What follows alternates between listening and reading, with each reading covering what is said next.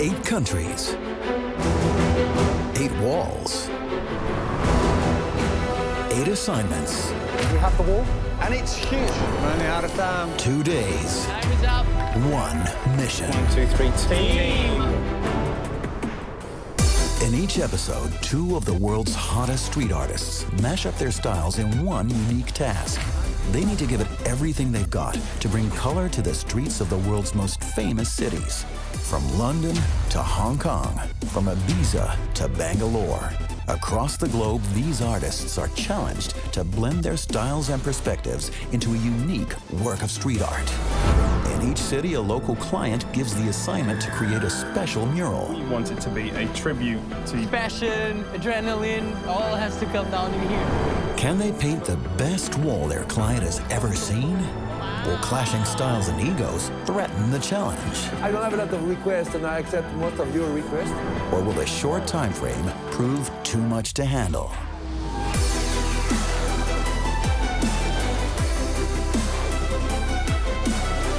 This is Street Art Challenge. In this episode, a famous British street art duo teams up with the American beauty of street art in a challenge that takes them to an exotic Mediterranean party island. Right from the beginning, this challenge is taken up a notch when Mother Nature gives it all she's got to heat things up for the artists. Chazzy, if you get the eye box in, I could work on the eye, too. Are they able to conquer the elements? Immense heat. It's like... Can they handle the pressure of time? Unfortunately, I don't think we've got the luxury of time to be mixed. Well, we can mix certainly new colour, but I don't think you're going to get, with the colours we have, you're not going to get a dramatically new colour palette. Are they going to team up and pull it off? Or will the battle of the sexes destroy this street art challenge? Anyone else think that's too big? Too big? The artists will land on Europe's most famous island, Ibiza. This Spanish pearl is located in the Mediterranean Sea and is loved for its year-round tropical climate and party vibes. For decades, this beautiful island has attracted artists from all over the world who come to soak up the island's unique energy. Set to the beats of the world's best DJs and boasting mesmerizing views of nature, Ibiza is the birthplace of creativity.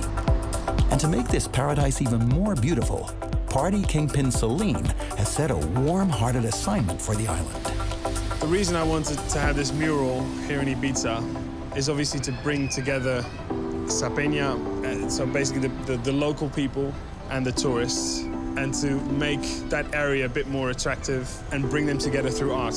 Yeah, I think that area is a very special area. It's the heart and soul of Ibiza, of Ibiza town, basically. And I think it should stay that way. So we invited the London Police and Elle, 2 amazing street artists. And I'm so excited to see them, to see what they do with this mural, because I've seen their work and it's absolutely mind-blowing. Chaz and Bob founded the London Police in 1998. Their iconic black and white figures have brought these English artists world fame. In just a few years, they created more than 1,000 lads on the streets and became masters in this unique style. Today, they're among some of the world's most in-demand street artists. The London Police are going to team up with the hottest girl in town, Elle. This Californian artist's creativity is off the hook. As new kid on the block, she started out 8 years ago, anonymously painting illegal street art. Since then, she's taken off like a rocket and has been asked to paint murals from London to LA and Sydney to Amsterdam. Elle is on fire. The artists are meeting at the ruins of the Ibiza Festival Club. The club was built as an amphitheater and was popular with hippies and tourists in the late 60s. Only 2 years later, the club closed, and since then, the place has been taken over by nature and graffiti. Hello! Oh, We have a group. Let's get together. Here we go. Chaz and Bob are pretty awesome. I'm pretty excited to do a collaboration with them. It'll be interesting to see what we can come up with because Chaz and Bob have such a unique style, and it's nice to kind of know what they can bring to the table, and yeah, it'll be really fun to see what happens. I really like collaborating with other artists too. especially someone like Elle, who's it's a total contrast to London Police. I mean, she's like very adept with a spray can, using colour, quick, sort of bold imagery, and we a little bit more out of the New York style as well, like a little bit more graffiti, a little bit more beef, aggression. You know, Bob's very passive and quiet. You know, it's going to be good to see those two work off each other. Yeah, and get a little balance going on there. Yeah, I think it's a really good mix of styles, to be honest. Yeah, and she makes the team slightly better looking. She can never win, can she? Really, but let's see. You know, I think Elle's a very powerful woman. I don't think it'll be a problem for Elle. Yeah, I won't have any problems with that. I've got Chaz and Bob wrapped around my fingers. I'm just kidding. The challenge takes place in Sapenia, one of Ibiza's most iconic areas. The locals see this old town as the heart of the island. So there is no better place for our artists to leave their mark. Hey! Salim. Great to finally meet you. Hi, nice to meet you. How's it going? Hi, dude, Bob. You all right? Welcome to the heart. Oh, look at that. Good stuff. How about that? How are you? Very well, very well. I'm very glad you're here. Thank you for inviting us. Yes, I'm very excited because we managed to secure a wall here in Sapenia, in the old town. I think you're gonna like it. I think it's a very special place on the islands, and I feel it's missing a bit of, art. Your art in particular. I can't wait to show you guys. Yeah, let's see what we can do. Let's go take a look. Let's do this. Cool. Nice. With no time to waste, the artists are on their way to meet their 48-hour challenge, the wall. So here we are. Sweet. There you go. This is Right. it. There she is. Cool. It's a big wall. It's a big wall, isn't it? Yeah. Nice and white. Nice and white, smooth. Yeah. For now, hopefully you can do your magic on this wall. Is it going to be in the shade all day, do you reckon? I hope for your sake it will be, but I don't think so. Yeah. I think the sun's going to turn and then you're going to be sweating baking. bullets. For me, the big obstacle that I was quite sceptical about was the immense heat. It's like, you're out. I could see the wall was going to be in the sun the whole day. Yeah, it's going to be unforgiving in that Balearic sun, huh? Yeah. But that hat should do a job for you. Yeah. It's my mobile sombrero, like a parasol. Keeps the shoulders covered. Good. So does the T-shirt. Yeah, true. Street art can bring a little bit of something to the community, right? Yes, street art can definitely bring something to the community. Sapenia is a special area for a number of reasons. It's basically in the heart of Dalvila, the old castle, where the pirates used to stay, and then the hippies stayed there, and now it's mostly inhabited by gypsies. Last year, the government tried to gentrify that area by pushing a lot of the gypsies out, and Bernardus has bought most of the houses around the mural, and he really wants to do something good with it. He wants to keep the people that are there in that area. He wants to give them jobs and restore the heart and soul of Ibiza. I think without all the jet set coming up, this will be gone very soon. And I think it's a pity because people will talk about it in 10, 20 years. Yeah, back then it was really original, it was really pure. Do you feel like it's almost the last original place on the island? Yeah, in this community, yes. Because you have some other neighborhoods, but it's all redeveloped, it's all gentrified. So Bernardus has this desire to continue the culture that's already there and keep the inhabitants living there, and help the community. Yeah, it'd be nice to be able to keep the locals in the area if they're trying to change it and help them to... That's my idea. That's what we immediately got from Bernardus, is that passion and love for the neighbourhood. So ideally, what are you looking for us to try and put in the painting? Well, I want it to be, or we want it to be, a tribute to Ibiza. We want to try and basically show the rich history, the hippies that came here, the special places on the island, like Esvedra, the magical rock that's coming out of the water. We want this to be a tribute to that side, but also to the party side. The best DJs in the world play here, and people flock from everywhere in the world to party here.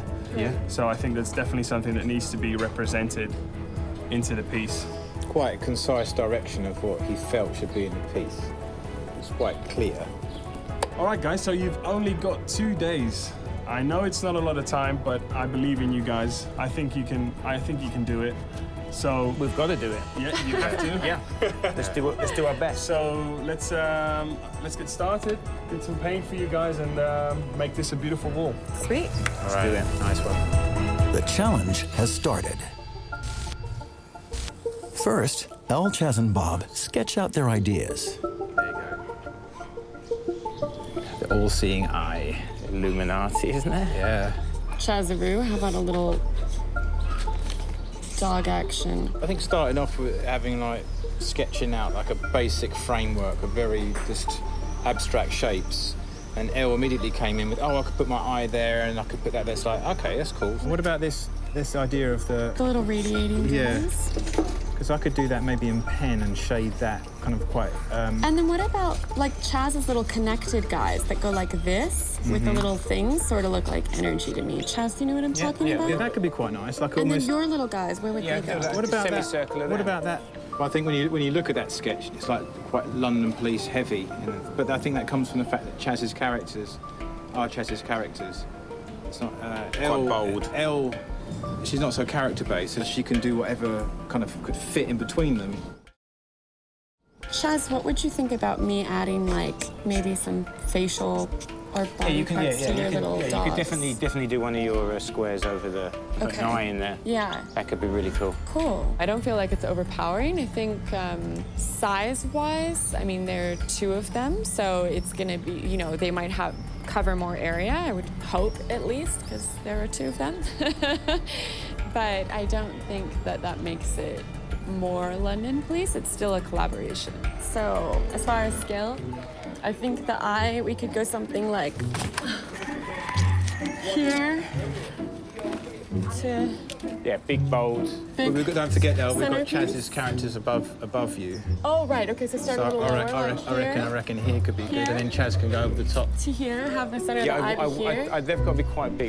Yeah, I think the piece we've come up with so far is like you said, a nice balanced piece, and it gives everyone the room to be creative in that process. Does it look weird if it's not centered on the wall, though? Where is the centre? How big are your feet? As big as yours. Okay. 22, 18. 23, 24, 25. Measure the wall by foot. The old-fashioned way, huh? Yeah. Like my feet are bigger than Elle's feet, but still, in hindsight, we actually found the exact middle because we later measured it and it was in exactly the same place, which I thought was a good omen for the project. You know, that's teamwork. Have we got everything covered then? We've got the party atmosphere. We've got the Hippies? the hippies. Well, that kind of hippies I think that has a sort of you know spiritual connotation. We'd love to get as detailed as possible and leave the neighborhood something really nice, but because we're on a time limitation, unfortunately, you know, we just have to try our hardest to make it as intricate as we can. With time as their biggest enemy, the artists have to team up to complete this challenge. That's why the London police have decided to get some help and fly in their unofficial third member and most loyal companion, Chinny. Depending on your technique, you know how much you can achieve in an amount of time. And considering the guys mostly work with pen and actual paint, it's a slightly slower process than what maybe some other spray can artists can do. So when it's especially on a short time period that you have to produce something that you want to be proud of, the more hands on deck, the better. Yeah, good to see you. Yeah, Chinny was there. I've been with Chinny, Bob, and Chaz many times in Miami for Art Basel. They're a great team, and you know, with our short amount of time, all hands are welcome. Let's do this. Right. Should we just eyeball a waterline? That's middle. Right, it's middle, yeah? Exactly. Okay, so where do you want the dogs? As my characters are something I've done literally hundreds, maybe thousands of times, I've got used to drawing that character and knowing quite quickly how it's going to look and how big it needs to be. And I simply use tape to make the first circle and body. I stand back and I'm like, right, that needs to be a little bit bigger, a little bit to the left. So if this is the central spot, let's get a waterline in with the snap line. Chinny down a touchy touch. Yeah, we had discussed that the first thing they would do is mark out where everything goes and how big everything is. Bob and Chaz are more like planners, and they have like, you know, tools for circles and everything like that, so they wanted to see exactly where everything went. Here, about that big. Would that make it sense? Like center of the eyeball there.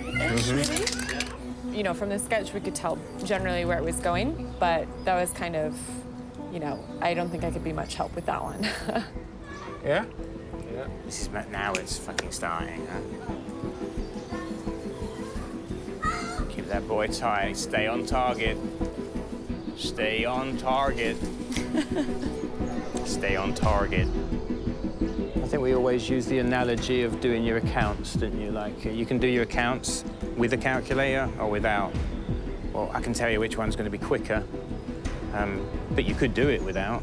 And we used to do a lot of our drawing freehand, smaller stuff on the streets. Since we've been doing larger scale murals, and especially using symmetry and the perspective of all the characters, it's so useful to have templates and technical tools, because at the end we want our work to look like it's been printed. We want it to look like it's been almost robotically done, and that requires maths.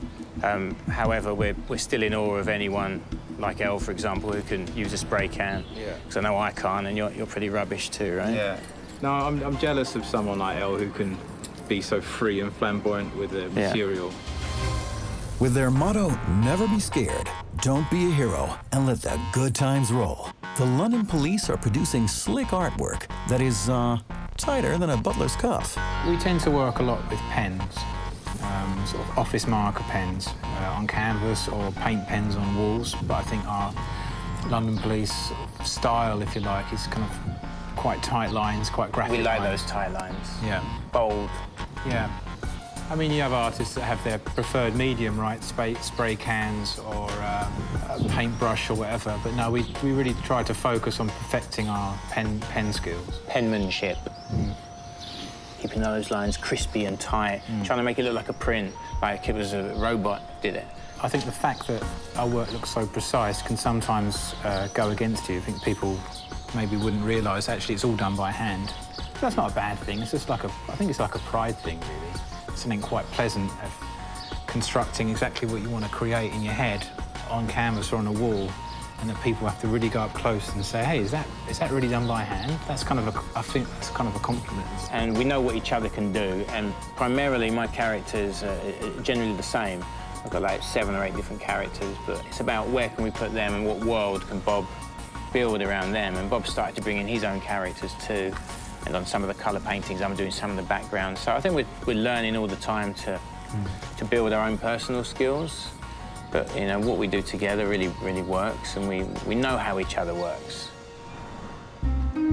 While sketching the design on the wall, the London police discover their first problem of the day. Right, but I think right now, in the position we're in, with the time we've got... Yeah, I think we should even tighten the piece up smaller. You think you can do it first time and just slap it in, always goes wrong, and there's ag, and it's going to get aggy. Got some hips, isn't he? Hips don't lie. And while the men have to change their design, Elle has to sit and wait for them until they're finished.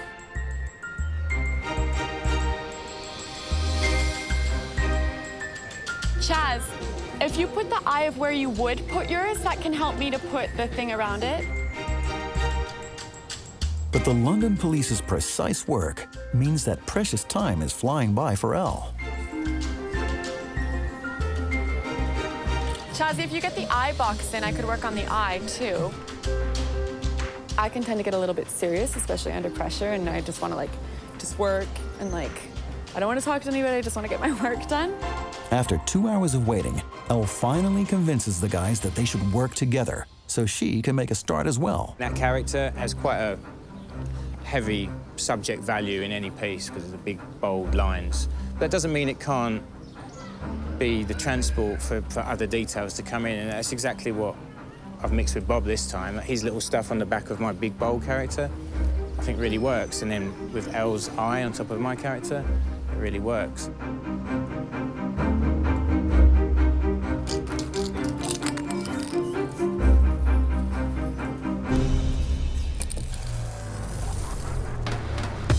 Elle is evocative, beautiful, alluring, lavish, outrageous, purposeful, but most of all, one of the top touring street artists in the world.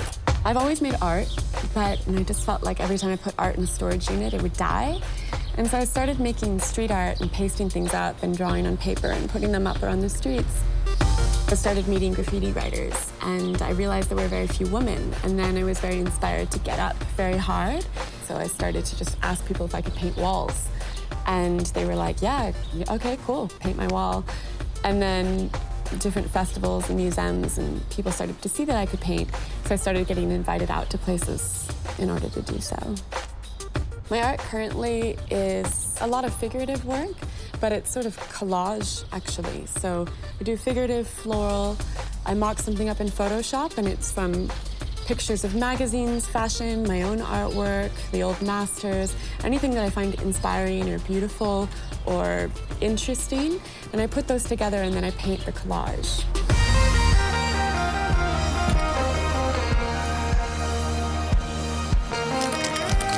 I think it's human instinct that people really love art.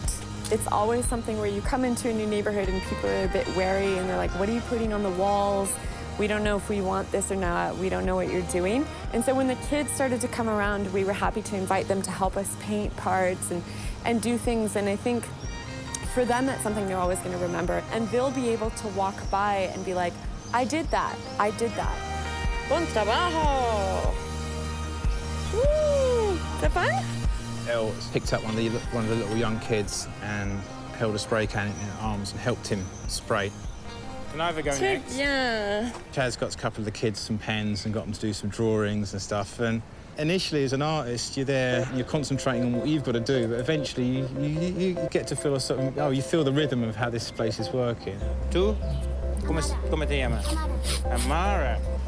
El mismo, pero con una... I made a great little friend, Amira, one of the street girls down there, probably lived opposite. And at first she was just like sticky fingers, stealing my stuff and that, but you know, she was cool about it, and I got her helping me, and she was cutting stuff out, and she was helping me, and that was nice. That made me feel comfortable in the street as well. Push, push. Bernardus came, and yeah, we were pretty starving and thirsty, so it was really nice that they came with some pizzas and water. He's one of the famous gypsy guitarists. Yeah? Sick, that's dope. Yeah. Bernard was explaining that he was a flamenco guitarist from this neighborhood. And again, there's another piece of ingredients you can use to put into the mural. We'll put the guitar in.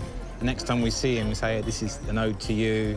And also, if you do that and you embrace the locals, they're going to take care of that piece when we're gone. No, hombre, gracias para ustedes. Artistas, muy buena gente. After the break, the artists face their second problem. With almost no shade to be found and the sun at its peak, working conditions are getting extreme. More than anything, I think the heat makes it hard to focus when you're just absolutely melting on a wall. It can make you a little bit delusional almost, and so I think that's the trickiest part to staying focused on a wall, is just dealing with the temperature. It was impossible to see my phone because it was so bright, and also when the sun was right on the wall, and so it's so bright you can't even really see what you're doing because you can't see if you're even fully covering or if you're shading well. It was a little intense. But I did manage to finally get an umbrella today, so that was really nice. Look at the guys, they're just happily working. What cohesion, so much cohesion in a team, huh? Suddenly something happened around 5 or 6 in the evening where we starting to get a lot of momentum going. We're slapping colours on the wall, making bigger decisions. OK, let's do that, let's do that, let's do that. Yeah. And then as soon as we sort of got the momentum, suddenly it started to pop, and then parts of the mural started connecting with each other. And that's, for me, when it gets exciting, because you get motivated. Like, hey, this is, OK, we can do this. Esvedra, the island with all the magnetic force that a lot of people have come to Ibiza to see and feel, seemed like a very important part, and it was something that I thought was really interesting. And I think Bob and Chaz also really liked the idea of something in the center emanating energy, and I think we got it, so that's cool. The magic rock of Esvedra lies at the southwest point of Ibiza. Its magnetic energy is said to act as a natural place of healing and inspiration.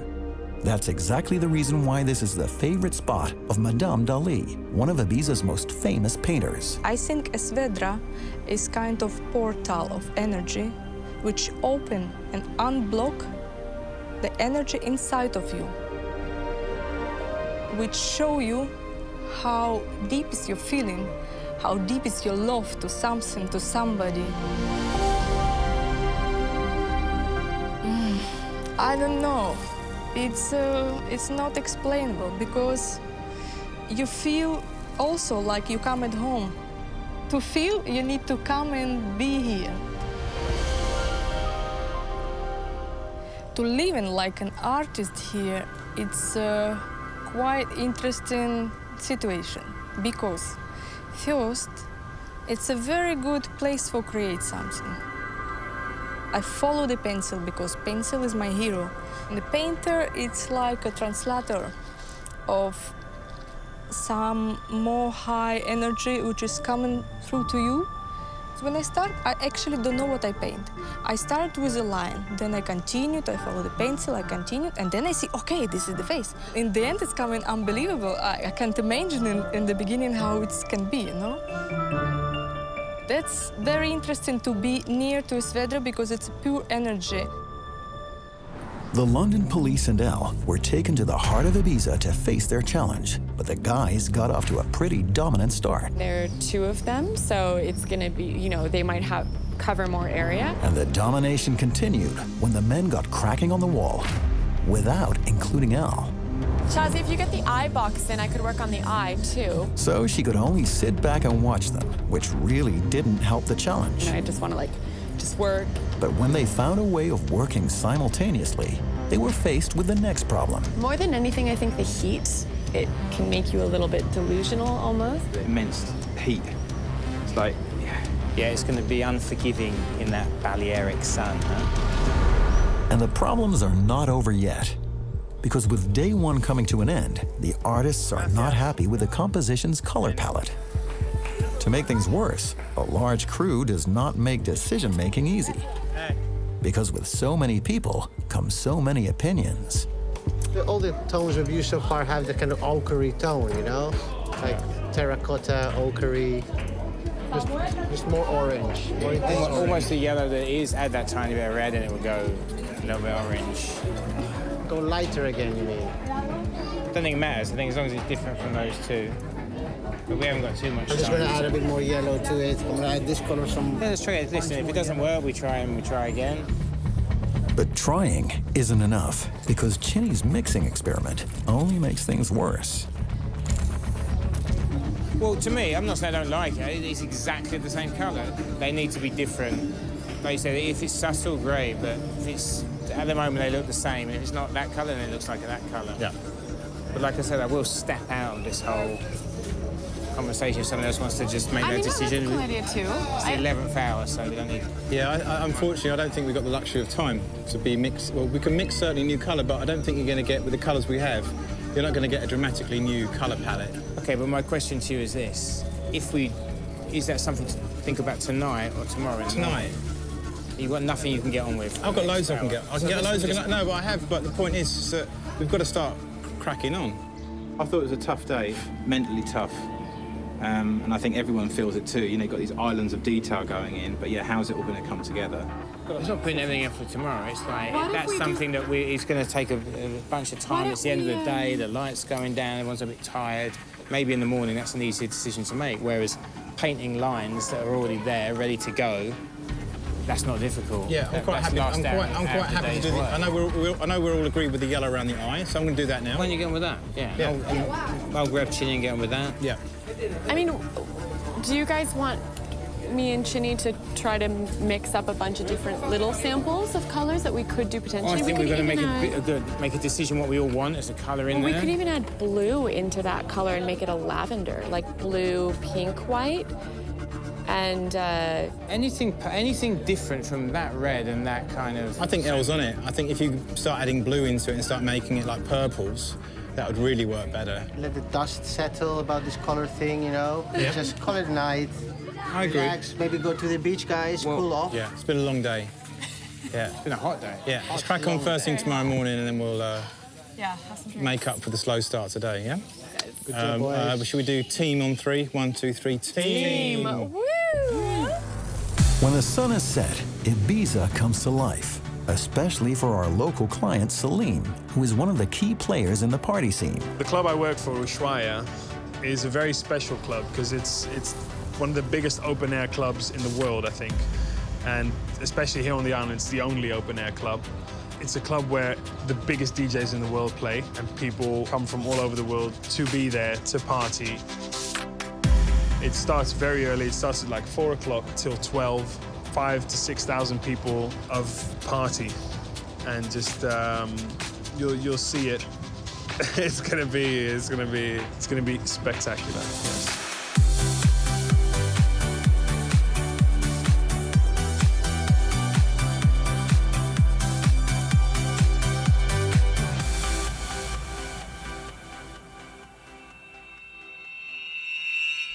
Day 2 of the challenge starts early because the artists have to make up for the tough first day. Are they satisfied with the work so far, or did the sun get a hold of them? Oh, wow, look at the piece. Not bad. Colourful in the morning, isn't it, to see it again? Yeah. Nice in the shade. Yeah. In this light, it looks good, but you can see it needs a bit of touching up. The colours are quite patchy. Actually, very patchy, aren't they? I have to be honest and say, no, I wasn't particularly satisfied with the piece. In that twilight hours when you're putting the layers of paint on, it looks really great, and you go away high-fiving, and you get the next morning and you think, that looks really patchy, and it looks unfinished. Yeah. So no, it wasn't a nice start to the day, if I'm honest. We knew what we were up against, and I was quietly excited, but I felt what you were saying. Yeah, it was a little bit like a healthy, panicky feeling, but I knew with Elle and her skills to fill up space with her spray can, I think she really knows what she's doing. And I know that Chaz is going to put a character on top of their stuff, so if I just concentrate what I'm doing, we'll be all right. Healthy, panicky. Yeah. It's just a brilliant term. Yeah. Coined exactly the feeling. Duck is my favourite duck. He comes from China.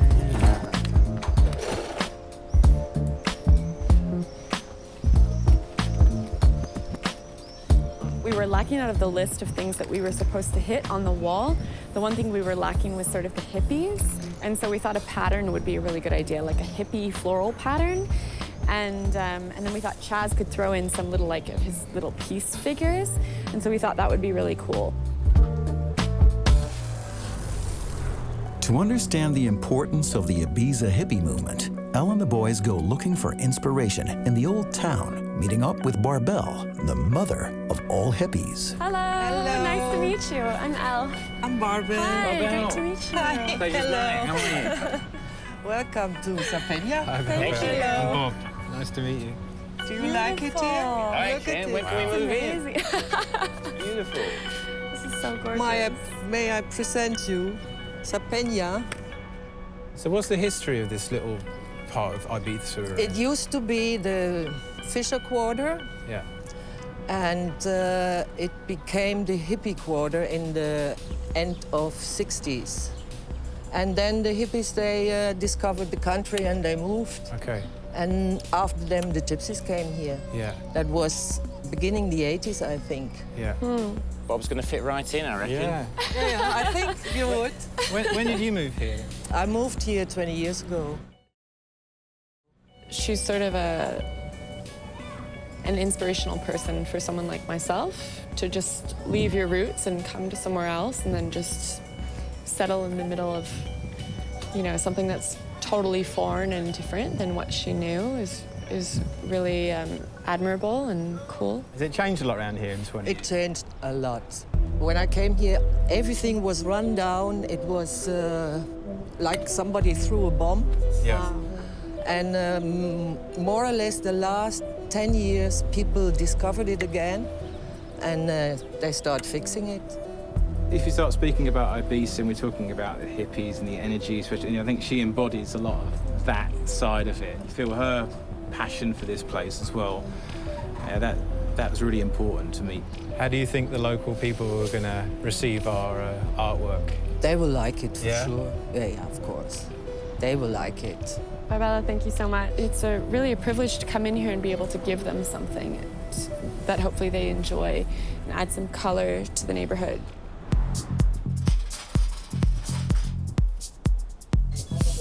Yeah, we're dealing with a situation here where there's not a lot of this paint left.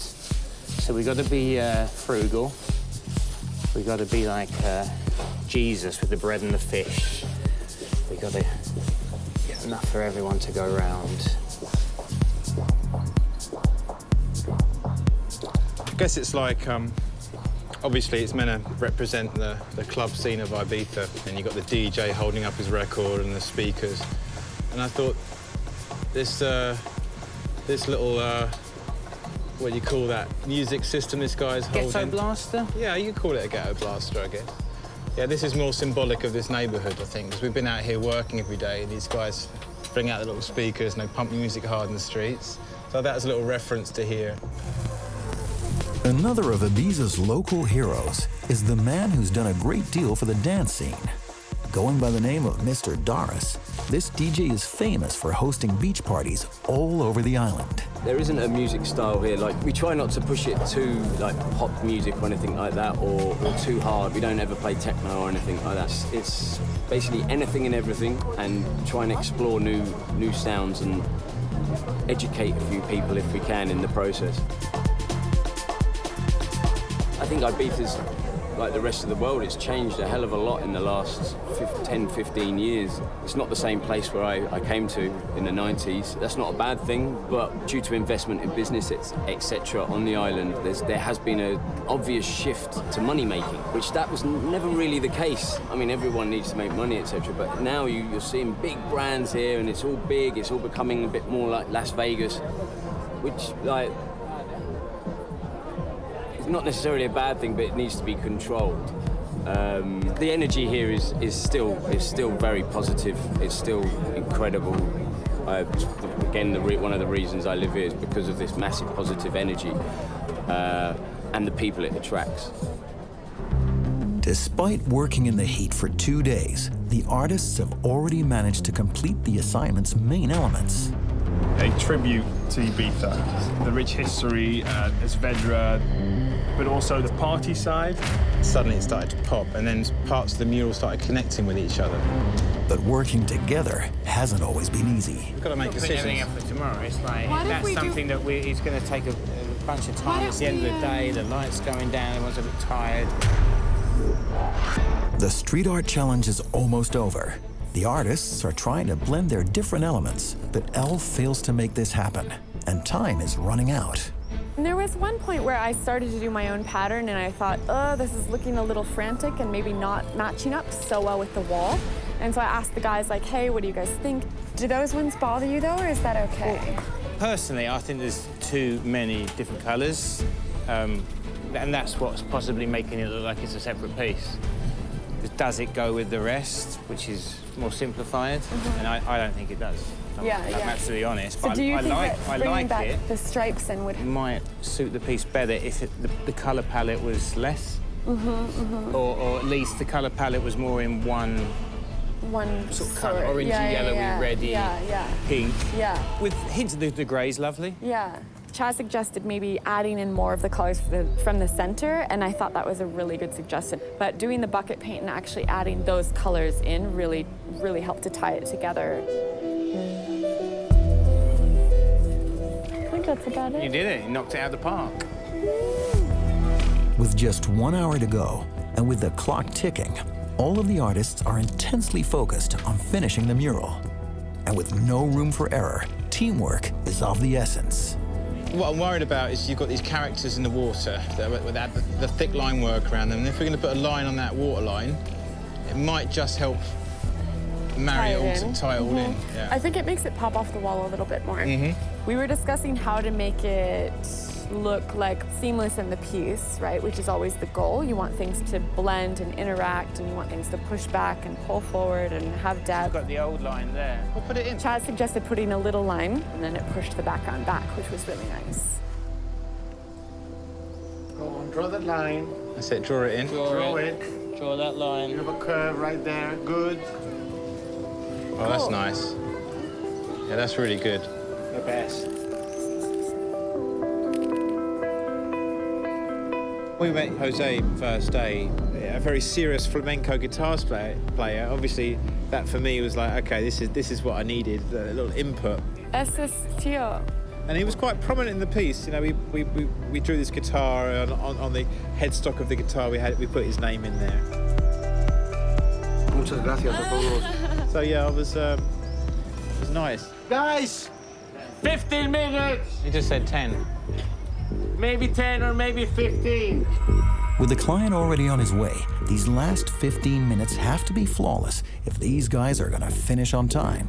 Well, we're heading for the big reveal. I'm very excited to see it. Hey, chin strap, where's the white paint?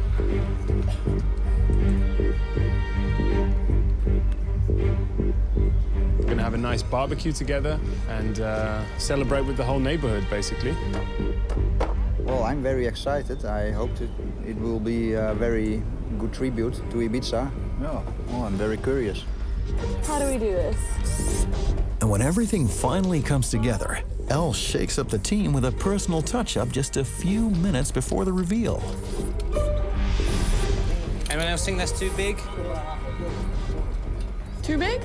I don't know. I We did it in the blue, so we could paint you it said over. that we can easily go over Yep, the blue if we needed easy. to. You want that size or smaller? I guess in my head, I imagined it to be small. Me too. I meant delicate. It's big, yeah. Took out that whole bottom piece, and it looked great, but did it completely fit with the rest of the piece? So my personal feeling that it didn't quite. Looks like it's tagged on there. A little bit, when the rest of the piece is so clean and put together. Maybe we do cursive and smaller text would look more fitting. Slightly smaller and Because slightly more otherwise straight. it might encourage people to text to... You know, the thing is that if I want to write something, I tend to write really large because I'm used to just like, you know, you want to cover a lot of territory. But I don't think it was fun for me to write that, but then we all stood back and we were like, yeah, that takes up like half of the piece, so maybe that's not... And I was like, Chaz, I think with the spray paint, I'm not going to be able to get as small as we want, so you should do it with your pen. And he was like, yeah, I agree. So that was better. But we did it in the blue so that we could try a number of iterations of it and go over it.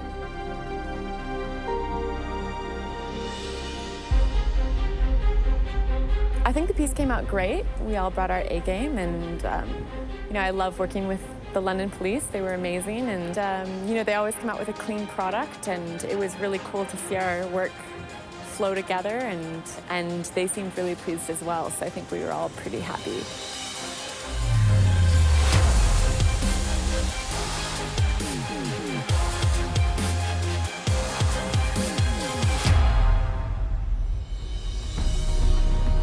What? Whoa!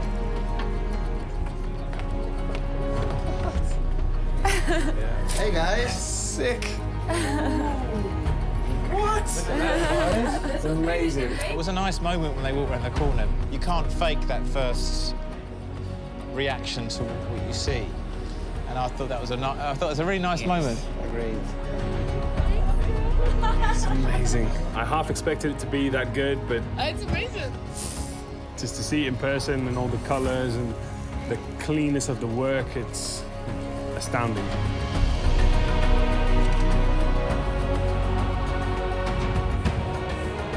It's a lot of new energy and new vision about Ibiza, about music, about happiness and people and children and everything. It's full of happiness, this picture. It's excellent work, and it's a real contest to the area here. I was amazed, and it's a wow, which I don't give very often. Yeah, Jose. Did you see? That responsibility of making all the people around you in that community proud and happy with what you've done. That was the pressure. It was like a healthy pressure, right? Healthy, panicky. It was, yeah. Everybody ready to eat something? I'm hungry as hell. Yeah. I think the overall piece just exudes Ibiza. It's a beautiful, symmetrical piece. The way it's centered and then just flows out naturally. Beautiful.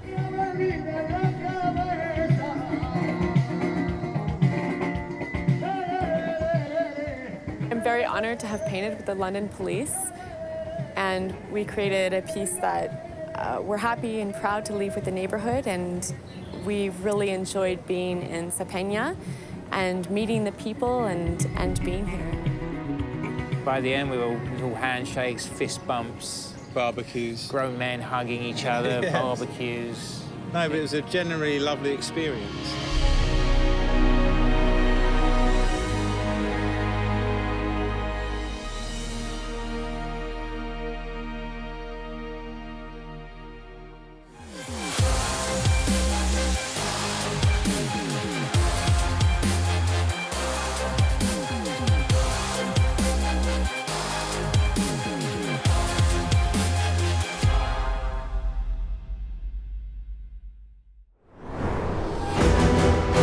Eight countries, 8 walls,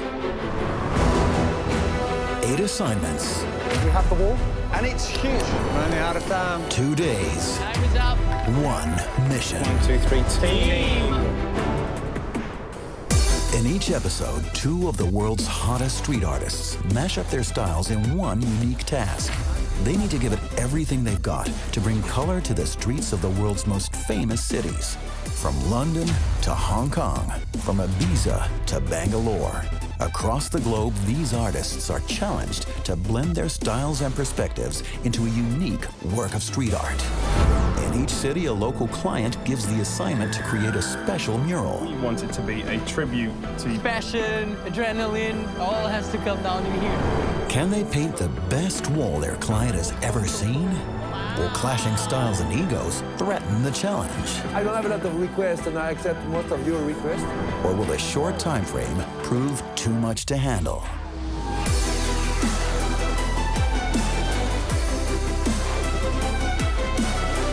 This is Street Art Challenge.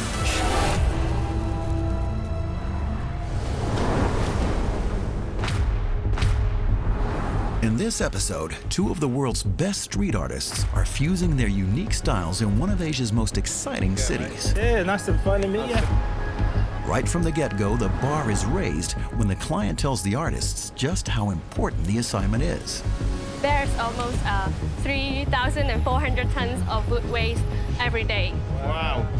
And just when the guys have finished their composition, one of them threatens to put the entire collaboration on the line. I'm gonna change the composition. Will they keep their cool and succeed in the heat? I felt destroyed, absolutely destroyed. I had nothing left in me at all. Or will the Hong Kong humidity destroy this street art challenge? It's bubbling. With graffiti, that's terrible.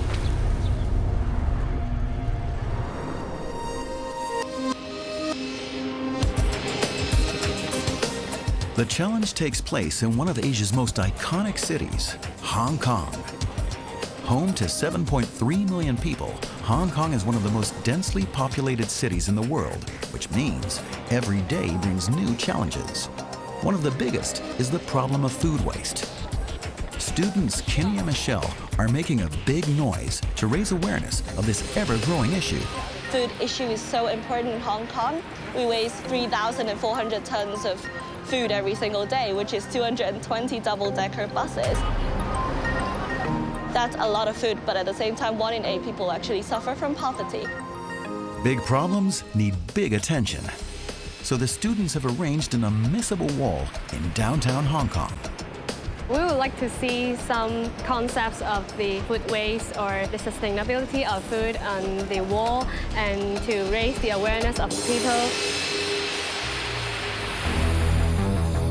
Dan Kitchener is an illustrator and painter from London. This multi-talented artist gained fame for his city nightscapes. He's been active for over 10 years in the street art community and has gained a key position within the movement. Dan is teaming up with Maori descendant Charles Williams.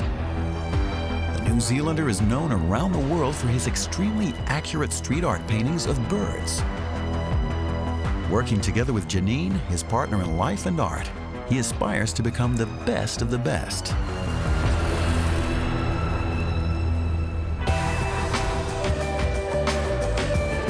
To get a feel of the city's vibe, the guys meet up for the first time in downtown Hong Kong. I've seen a style before. I think it's going to work well because you got two complete styles. Yeah, once we get over that kind of like hurdle of what it's going to actually look like, I think it's going to look amazing. My architecture and kind of human aspect will work really well with the natural aspect that he paints as well. So I think they're really nicely balanced. Hey, what's up? How's it going, mate? Yeah, nice to finally meet you. Nice to see you, yeah. Yeah, you too. I know your stuff from Instagram, Facebook. Yeah. Really cool stuff. Yeah, cool as, man. Yeah, you've been super busy. Yeah, it's all good. So it's good to be here. It's good to be painting. Yeah. So we got to work out what we're going to do. Got to see the wall. It's going to be good. Looking forward to kind of meeting the clients too. Yeah, definitely. And figure out kind of how we can conceptualize our two styles. Get some sketches down. Yeah, so, yeah, man. Cool. Awesome, let's do this. You can see in him, he is ready to go, which is great, because it's how he achieves what he achieves. He does so much work, he pumps out so much murals, travels so much, and he's successful, you know, at what he does. And meeting a guy like him is going to inspire me to hopefully, you know, kind of work a little harder. Kitty, nice to meet you. Nice to meet you. Kitty, Charles. Kitty. I'm Michelle. Hi. I feel like in Hong Kong we have a huge imbalance in our wealth and income. Almost 1 in 8 people are in poverty, and there's almost 3,400 tons of food waste every day. Wow, that's enormous. Really shocked by the amount of food wasted here. I mean, it's kind of, yeah, you just wouldn't know that. People don't shout about it, obviously, and it's just ridiculous when there's so many people that need food. And what we do is we take in all the surplus products and in a warehouse? And then we recategorize them, and then we check the expiry date, conditions and stuff, and then we send them off to charities. Oh, so you can store it in the warehouse and then... Half of our office is a warehouse because we use them to store food. Yeah. Right, okay. Yeah, no, I'm joking. Michelle and Timmy and their organisation are trying to raise awareness of this issue. So for me, it's raised awareness in me, so that's a really good thing. So hopefully then me and Charles can raise awareness with the mural as well. It's good what you guys are doing, and I hope what we do can also help you guys as well. So when people see the graffiti, they're going to be able to remind themselves a little bit. Yeah, hopefully there's a strong message in there for those along the street who get to see it. The wall is right in Central, where a lot of more wealthy people live and hang around.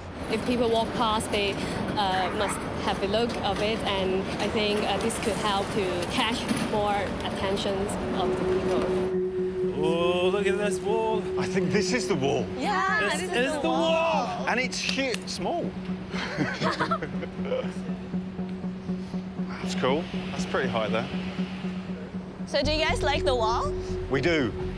We love the preparation on the wall. It's very good. Yeah, it's cool. Yeah. It's good. And it's good visibility as well, so we can step back. The wall section we've got is good. It's a main kind of road, main street. You can stand back from it. And then there's a cross-section road at the top, which you can get a good view of it. So the visibility is perfect. So it's really, really good wall in that sense, yeah. So what kind of elements would you like to see? This is like a very popular area in Hong Kong and Central. Yeah. So a lot of people are going to see that. And I feel like this is going to be really powerful if the message really comes through. So something really strong, very powerful. So people look at it and question it. And then start changing their own behavior. I think we can definitely come up with something powerful, relatively, but I think, because it is a little bit smaller, maybe we could give it a bit more detail. Yeah, definitely. Yeah, define it more. On a big scale, you can strip it back. Yeah. Small scale, you need to add more detail because people are close. So it's going to be fun. Yeah. Definitely. Yeah. Cool. I'm sure you guys will be a good team. Yeah. We are a team, man. We're a team. Can't wait to see. 3, 2, 1. Maybe we'll put it in. What was that? Come on, guys, put it in. Yay! I'm 3, so 2, 1, team, man. Woo!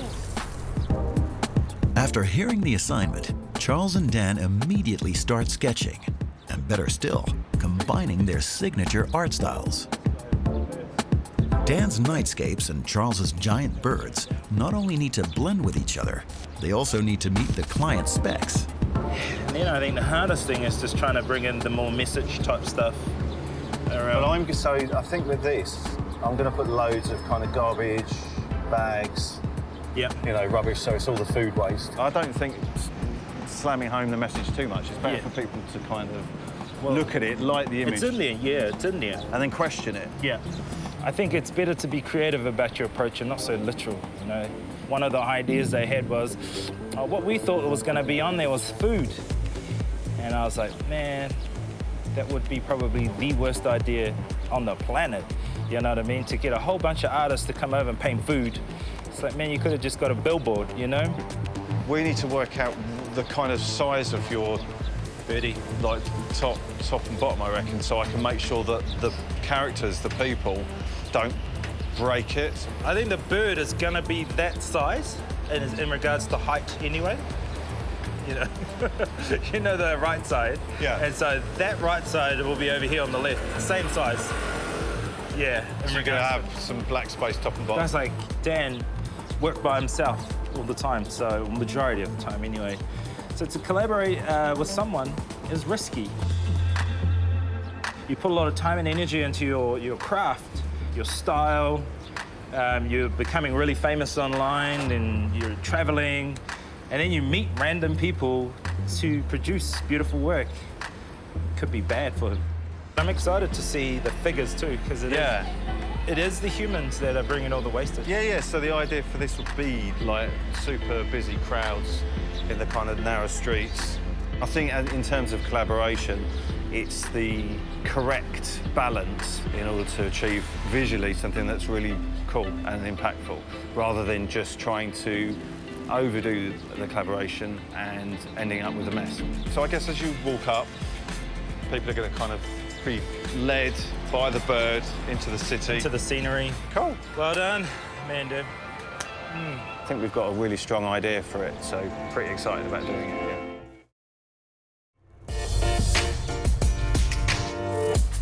So where do you think, can you just roughly give me where it is? Roughly, Charles. So basically, the tail... Top corner. We decided to place the bird first, in order for me to work out the end point and then build the composition from that. See what we got. How I normally sketch up the birds or anything on the wall is through a grid system. If you're doing something abstract or letters or graffiti, it's easy just to kind of have it a little off. But with birds or humans, as soon as you get the eyeball off or the beak off or, you know, the nose off, it's off. Everyone knows, you know what I mean? So it's better to have a grid system and then make sure that your layers are right, your proportions are right, and then it's gonna be basically perfect. So I know exactly where to go now. I know if I look at that line, the claws, the stem, the pedal, it's just placement. Charles Williams normally works with his wife Janine. Their style is a graphic and colorful expression of the Maori heritage, specifically the native birds. Started doing graffiti when I was 11 years old. Basically, for me, it was just a sense of belonging, identity, a way of expressing myself. And graffiti was that community. And then one day, me and my wife were just talking, you know, nothing kind of spiritual, but she was like, man, I feel you should paint birds. And I was like, birds? What the heck? Why birds, you know? Because birds is like the polar opposite of graffiti.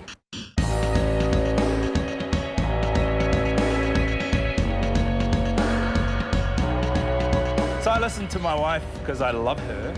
And, you know, I started painting these birds, fell in love with them, and then I realized there was a purpose to this whole situation. And I actually found myself, strangely enough.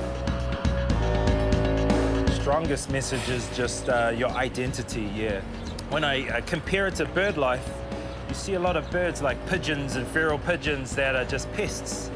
And I don't want to be a pest flying around just spreading diseases, you know? It's like, what can you add, you know? And I think a lot of guys are, but through understanding who you are, adds more and more and more beauty to your work. Over the years, Dan has taught himself the best and fastest way to build up a mural painting. The way I work, first thing, is to sketch the wall using transparent white, and I'll sketch out the compositions of the city, make sure it's all in perspective, and kind of literally, almost like a pencil sketch but with a can, and do it by eye as well, so I can adapt it and stuff like that.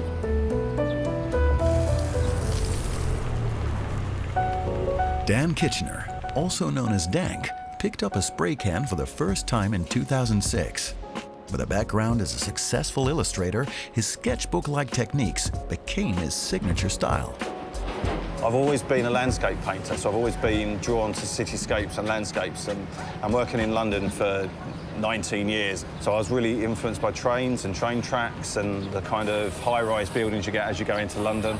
So if you actually go somewhere, you sense that place, you get a sort of emotion from it, and then you can put that onto a wall. All my work's 100% freehand spray paint. I'm inherently an illustrator, so for me it's almost like drawing as well. So having to constantly change different brushes and paints and mixing is not really what I want to do. I want to keep everything quite spontaneous and quite energetic.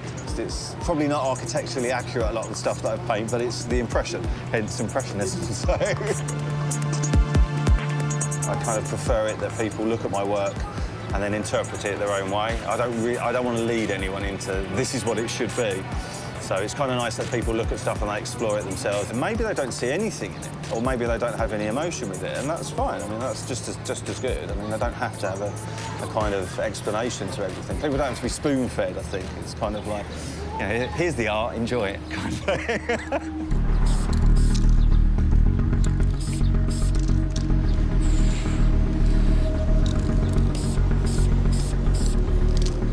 A few hours into the challenge, Dan suddenly has a change of heart. I was looking at the wall in terms of how my composition would fit without anything else on it. The composition didn't flow. There was something static about it. I think all the figures that I drew were all standing vertical, so all their legs were dead straight, and they were dead straight, and it had a real sense of stillness, like almost dead feel to it, like everyone was frozen. And it didn't flow with the bird coming in, which was nice and curvy. There was something that I wasn't happy with about it. You're not happy? No. Even I'm smiling, I'm not happy inside. I'm gonna change the composition. Our clients work at a food bank called Feeding Hong Kong, started by owner Gabrielle. She's dedicated to fighting hunger in the city, as well as reducing the amount of food waste. Feeding Hong Kong is all about trying to work in partnership with companies to help them as and when they have surplus food, to make sure that instead of it going to the bin, it's being collected and it's being redistributed to help people in need. Feeding Hong Kong's most successful activity is their daily bread run. In Hong Kong, a lot of bakeries like to brand themselves as selling, you know, fresh bread, freshly made every single day. They actually do. That's why they throw away a lot of bread. If all of these breads go into waste, then nobody eats them. That's why we asked our volunteers to go around different districts in Hong Kong to help collect them from different bakeries. So every single night we collect around 1,000 breads. So that amount of bread can feed 1,000 people. And thinking about it, it's actually quite a huge number that we feed. What we're about at Feeding Hong Kong is focusing on the positive, focusing on solutions, focusing on what we're doing here, which is food banking, which is, you know, collecting this excess food and making sure it goes to people in need. So I'm hoping that that message of hope is something that does come across in the final art piece. At the wall, things are back to square one for Dan.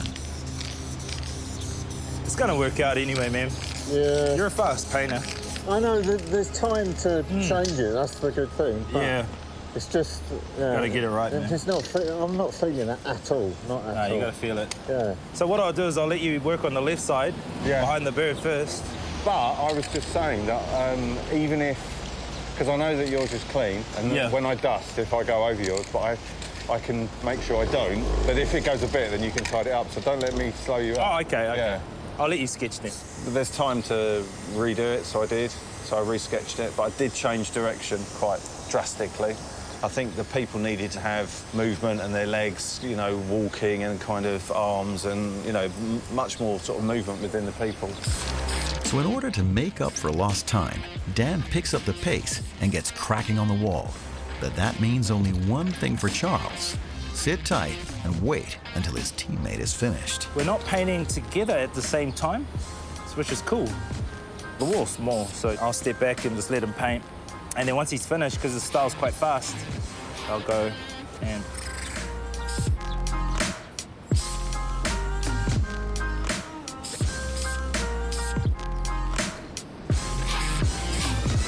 So I do a lot of painting with brush as well. But when it comes to murals, I only do the eyeball or small sections. You have to concentrate. It's definitely a little bit nervous having you fellas around, but...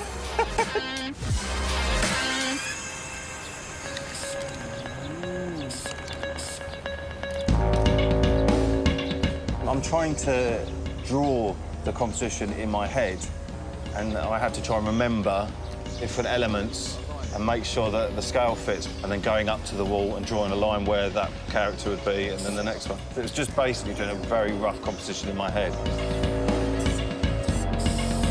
Hong Kong is also notorious for its merciless humidity. The air feels like a sauna, stopping sweat from evaporating and causing body temperatures to rise. With the heat rising, our artists could be at their limits. Really, really, really humid today, really, really hot. 75% humidity. It's very tough painting, it just drains you. Damn, man, that was gangster. That almost killed me.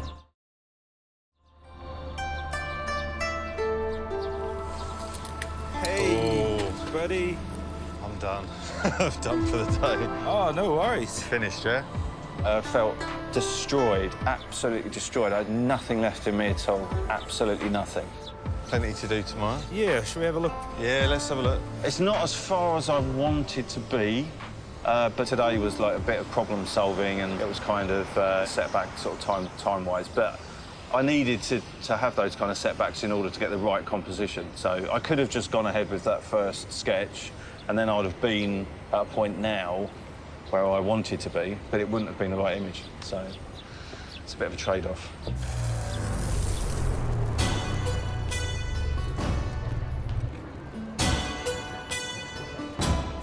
The terrible heat is too much to handle for the artists, so Charles and Dan are forced to call it a day. They decide to revive themselves in Alvin Lung's Michelin star restaurant. Hello, gentlemen. Hello. I'm going to present to you the lotus. The lotus is a very important vegetable in the Chinese culture. So you'll probably find that various parts of these plants in temples, especially, you know, under Buddha. Actually, you'll find the lotus flower, lotus leaf. I'm trying to create from Chinese food or from Chinese cuisine an experience, something exciting, because it's such a highly esteemed vegetable. Yeah. Okay, so I want to use every single part of it, from the leaf to the root to the seeds to the flower, everything. In these pots here, you find the lotus seeds. Okay, are you excited by this? For all your tattoos, because it looks like I'm taking someone's eyeball out. Are you a wrestler? I mean. He is amazing. He is really amazing. I was so inspired by him because he was himself, he was out the box, he was unique.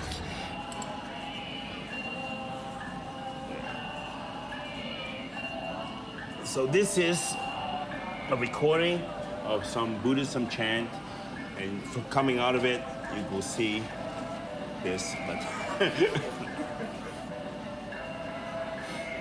okay, enjoy, gentlemen. Thank you.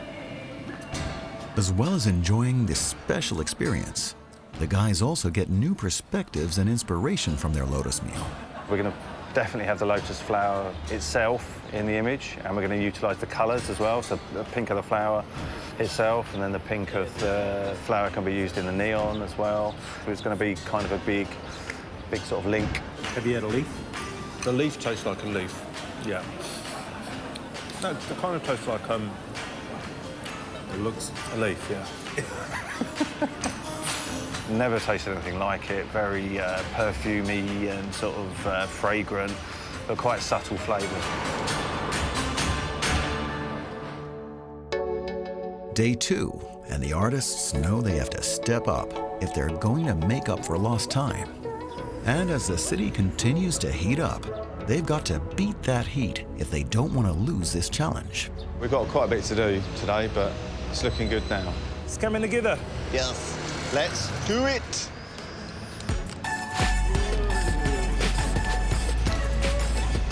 Ah, yeah. Come on, boy. You can see the mist coming off of it. Really strange. I am watching Dan, and I can see how it's not flowing. It's soft, you know, it's going quite harsh, you know, so I do feel for him, yeah, because I know how it's supposed to be, you know, it's supposed to be soft, but it's going pff, pff, pff. So the line's like, kind of like a splat, you know, like, I was like, oh. But then with graffiti, that's terrible. It's bubbling. What is this?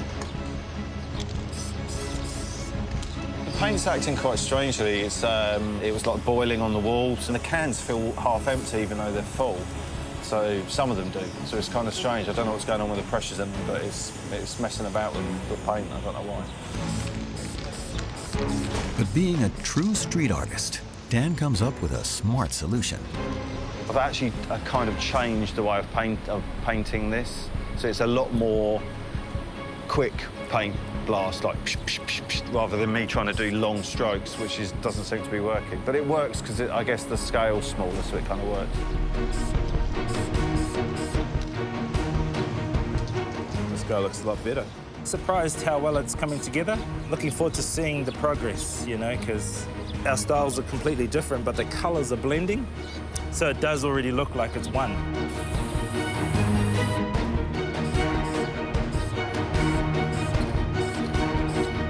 With the mural itself, we are going to incorporate the lotus plant just because of the story and experience we had with Chef Alvin that really inspired us to not really waste, to use everything, you know, every part of something or the plant, you know, in this instance, so yeah. As the artists slowly start to merge their artwork, Dan seems to have overlooked an important part of Charles's design. Are you able to take this section higher? Just because it's the beaker's here, not over there. Or is the pan? Oh, sorry, man. No, I thought it was... Let's see the reference. Just depends on how high the pants lines are, really. I wasn't actually trying to define his beak. I was just not wanting to paint too close because his line work's so detailed and so subtle that I could just go and it's gone. I didn't want to do that. So Charles takes it upon himself to close the gap under the bird's beak. I just kind of had to reiterate that it wasn't actually that thick. It was actually half of it. And I did some adjustments, and then looks way better. So I did it for him. Yeah.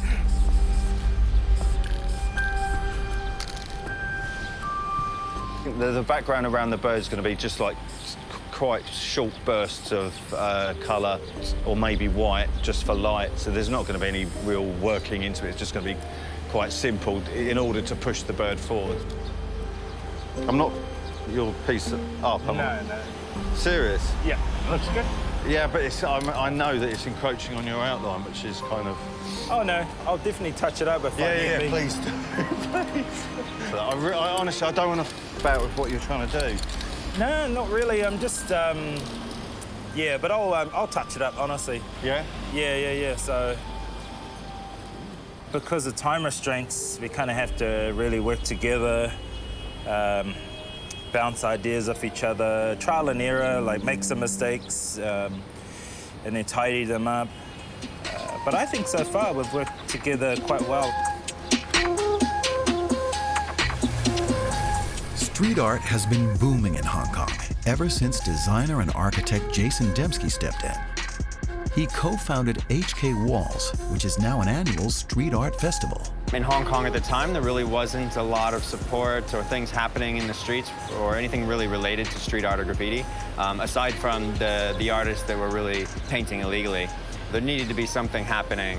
And so, yeah, we basically just got as many walls together as we could in actually this neighborhood, invited artists, mostly our friends from around Hong Kong and those visiting, to basically partake in what was the first HK Walls. All the walls we paint are actually privately owned. So the government doesn't have a lot of restrictions about what your building should or shouldn't look like. As long as the owners say it's okay, we can kind of create whatever we want there. The street art scene is definitely going to continue to grow. I think it's always going to be necessary for whatever reason. People have something to say and need an outlet for it. I think the appreciation for art in general is going to continue to grow in Hong Kong. The Artist's Wall sits in a prominent Hong Kong location, and pretty soon lots of people will be stopping by to check it out. Even though it's not finished yet, the mural has already become a sidewalk photo op for passers-by. It's good that people stop. So that means people like it, which is great, because obviously it's, you know, this isn't where we live, and it's nice that people in the area like it. It's good. It's important that they like it. It's part of the, our reason for painting is to actually interact with people, not only to, say, beautify the spaces, but it's also to kind of spread messages. Goodbye. Today's gone really well. I can pretty much see it finished now in my head. There's not going to be anything substantial that's going to change the whole image. It's just going to be finessing it a little bit and stuff. But, I mean, it needs a bit of work, but, yeah. One of the charities that receives food from Feeding Hong Kong is Food Angel. Their mission is to turn good quality waste food into nutritious hot meals for those in need. We're currently at Food Angel, and Food Angel is one of our food recipients. So we deliver our food to different charities every single day. And what's special about Food Angel is that they serve hot meals to elderlies and to people who actually need them. Around 1 million people in Hong Kong live in poverty. 300,000 of them are elderly citizens, many of whom struggle to meet their basic nutritional needs. Most elderlies who live here, they are from low-income families and they don't earn a lot. So we understand that, people who live in this area are really in need of the food that Food Angel distribute every single day. Food Angel serves over 6,000 hot meals to more than 100 charity partners across Hong Kong. They can come to here, the Food Angel, with the pleasant environment. They can meet with other neighborhoods and they can enjoy the two section meals like the lunch and the dinner section.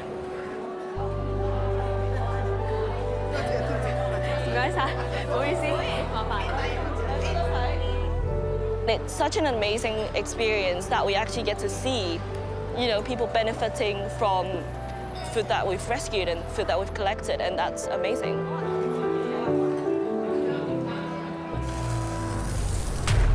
Right from the beginning of the challenge, Dan was threatening the collaboration by making decisions all by himself. I'm going to change the composition. And if lost time and changing composition wasn't enough to derail the boys, the severe Hong Kong humidity threatened to push them over the edge. I felt absolutely destroyed. I had nothing left in me at all. Whew. Damn, man, that was gangster. That almost killed me. To stand a chance of finishing in time, the men needed to give it everything to conquer the Hong Kong heat. But when disaster struck again, it wasn't only the men who broke down. What is this? With graffiti, that's terrible.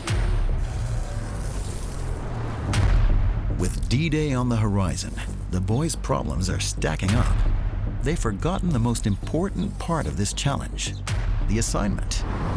You know, I feel like this wall kind of can raise awareness of the food waste. Of food waste problems in Hong Kong, you know? Do you want people to think about it? Yeah. Yeah. I think with this, I'm going to put loads of kind of garbage, bags, you know, rubbish, so it's all the food waste. With only a handful of their 48 hours left, the boys' deadline is closing in. So it's time to come up with a solution as fast as possible. Could you do something kind of like even minute? Like silhouette kind of shade. It looked like a rock in real life, but it's... Yeah, I could try it, yeah. Blotches and blobs, they could just What, just between these people? Yeah. I mean, I guess I could do something up close. Yeah, I mean, or here, but it's kind of like... Yeah, it's the road. I mean, I could put something down there. I could put some garbage bags down there. See how you go, eh? But, I mean, if I put garbage bags down there, do you think people look at that and go, oh, food waste? Is it necessary? Is it needed, is what I'm... I think we'll just put it there, and even if it's so small, but it's still... But it'll have to be quite visible. Yeah, I'm not sure about the garbage. I don't know if it's going to open a can of worms and then require painting out, and if we've got a bit of a tight time scale. But, I mean, I guess I should try it. See how you go. Yeah. See how you go. Addressing the issue of food waste is a must for our clients. So Dan takes a walk around the neighborhood for some inspiration.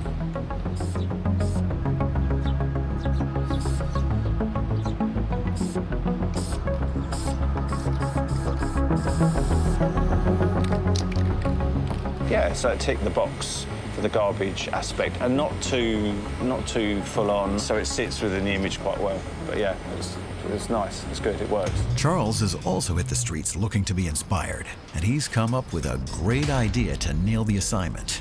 But with the clock ticking, there's no time for mistakes. What does that word say? 捨不得浪費.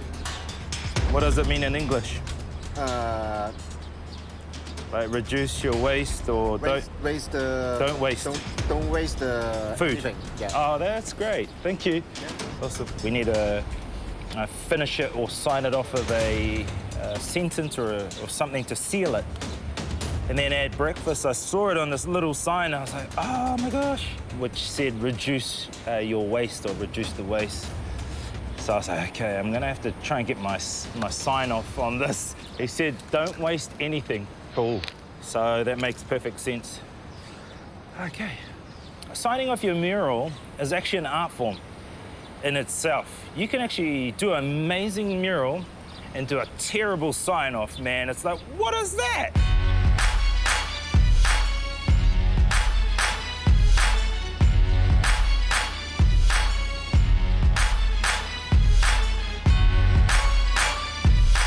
It looks very cool in brush. It looks kind of more natural and... Yeah. Is it accurate? Yeah. With only a few minutes before the deadline, Kenny, Michelle, and their boss, Gabrielle, are on their way to the reveal. I'm very excited, to see the end product, the actual end product. Have the artists cracked their assignment and made a bold statement on the streets? I'm gonna change the competition. Did they beat the Hong Kong heat? Damn, man, that was gangster. Hopefully they'll like the image, and hopefully they're not too caught up on the specific elements. It's all quite, abstract, symbolic, quite different. Are you excited by this? I'm not your piece of art. No.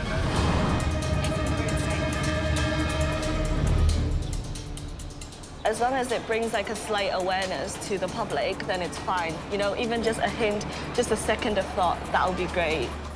Are the artists satisfied with their work? I know if I do what I do really well, then it's the best I've given. If it's not good enough, then I'm not good enough. No. The majority of the time, people are happy, so I think they're going to be happy. I hope they like it, I really do. I mean, if they don't, they don't. I mean, everyone has an opinion, don't they, of course, but I do hope they like it, yeah.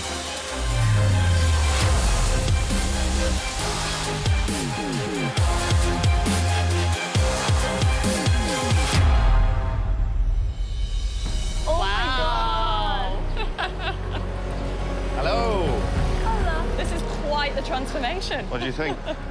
Oh, I really like it. Look at the bird. Is it what you expected? I wasn't expecting anything, but I really, really, really like it. Colourful. It's like a complete contrast. You've got the natural side of Hong Kong, and then the crazy city, busy. I really like the crazy, busy, like floors and streets. Their reaction was great.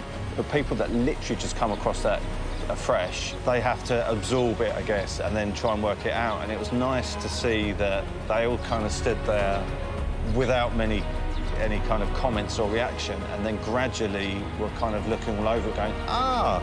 And then I can see we've got the waste in the corner, the rubbish. And the van. And the Chinese character. And the Chinese character. Is that right? Is that accurate? Yeah, very. I understood every single character, so wow.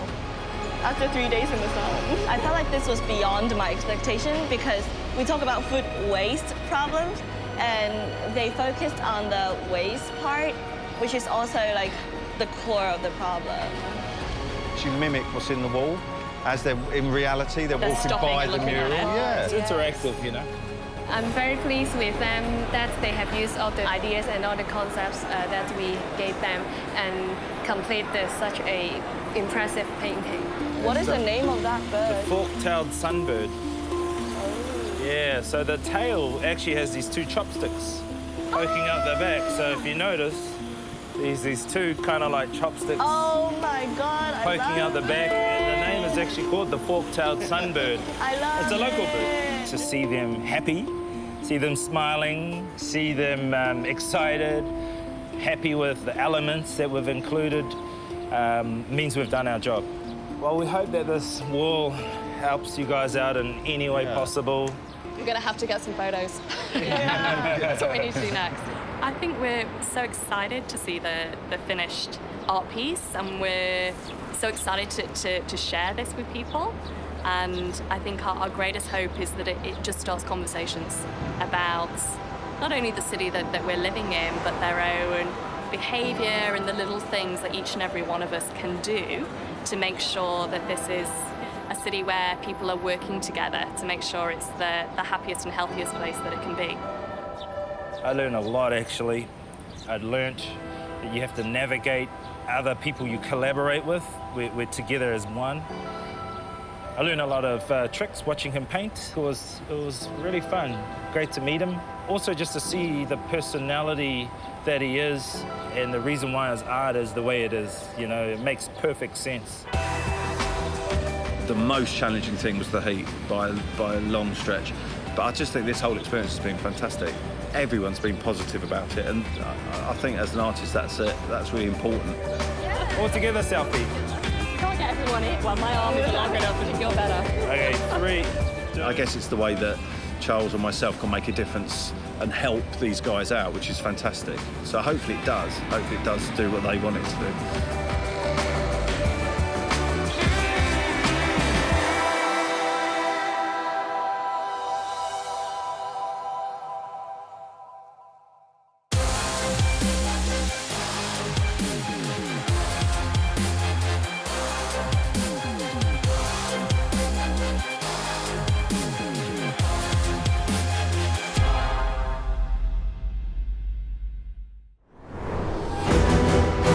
8 countries, 8 walls,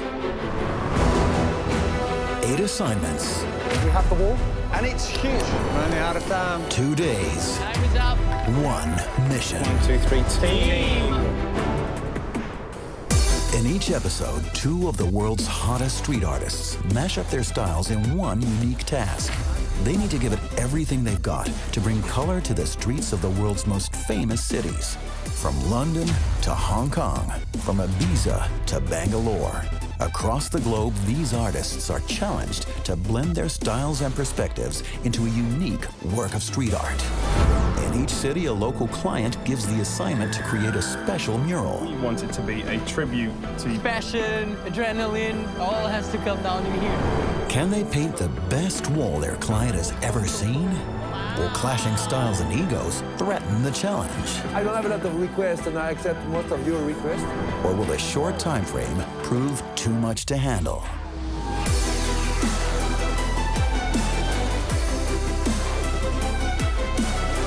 This is Street Art Challenge.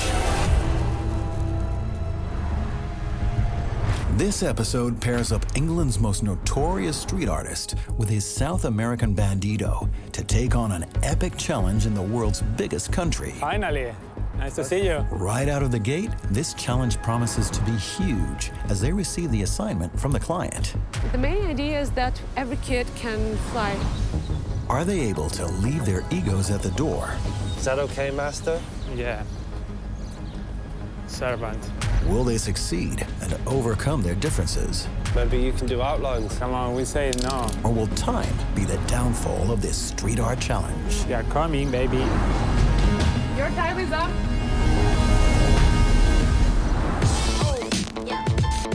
The challenge takes place in one of the most iconic cities in the world, St. Petersburg. This former Russian capital stands out for her beautiful heritage, buildings, and vibes from the early empire. The circus has always had a special place within Russia's rich history. St. Petersburg is home to one particular circus that breaks with this classical image. That's why owner Lisa has a special assignment for this challenge. We want our tent to look like something very unusual because Uppsala Circus has always called itself the one and only circus for rebels in the world. We want to collaborate with different arts to create something new, and street art, I think it's the perfect match for that. We've learned about Zosan Bandito some time ago, and we really love his vision, his simplicity, and his way of thinking. And we think that Sick Boy could be a great collaborator for him to implement these ideas and to create a wonderful mural. Sick Boy is a neo-psychedelic cosmic abstract expressionist artist from Bristol, UK. He's one of the first street artists to use a logo in place of a tag, a red and yellow street logo known as the Temple. As a result of being one of the best street artists in the world, his work hit the big screen in Banksy's Oscar-nominated film, Exit Through the Gift Shop. So superstar Sick Boy is on a roll. Sick Boy's teammate for the challenge is Zosan Bandito. This South American wunderkind started early painting up the streets of Buenos Aires at the age of 11. Zosan Bandito is a creative artist whose work is filled with neon colors and geometric patterns and symbols. He constructs his own mythology, flooding walls and canvases with fantastic characters that reveal his commentary on the world. So together with Sick Boy, a Russian dream team is born. The guys meet up at the iconic heart of St. Petersburg, the Hermitage. Nice to meet you. It's your first time in St. Petersburg? This is my first time in St. Petersburg. For me, Sick Boy is one of the more interesting artists right now in United Kingdom, and I think it will be a good match to do something together, yeah. Are you looking forward to paint? Yeah, to do something together, beautiful. Yeah, definitely. I mean, Zosan's colourful guy, you know, he's from the same era of street art, I guess, so I think there's some lineage within our style, which it's going to be good to work together. Come on, let's go and to the circus. To the circus to paint. That's yeah, right. We're going to do a masterpiece, man. Master Blaster. Because Latinos, we rock hard. So do the British, mate. When the men have set the tone for the collaboration, they head out to meet the client, who's arranged a little circus demonstration in town. Oh, hello. Hello. Hey, good to meet you. We actually feel that street art and circus are very close together because street art as well as modern circus, they have very powerful energy, and together they can create something really incredible.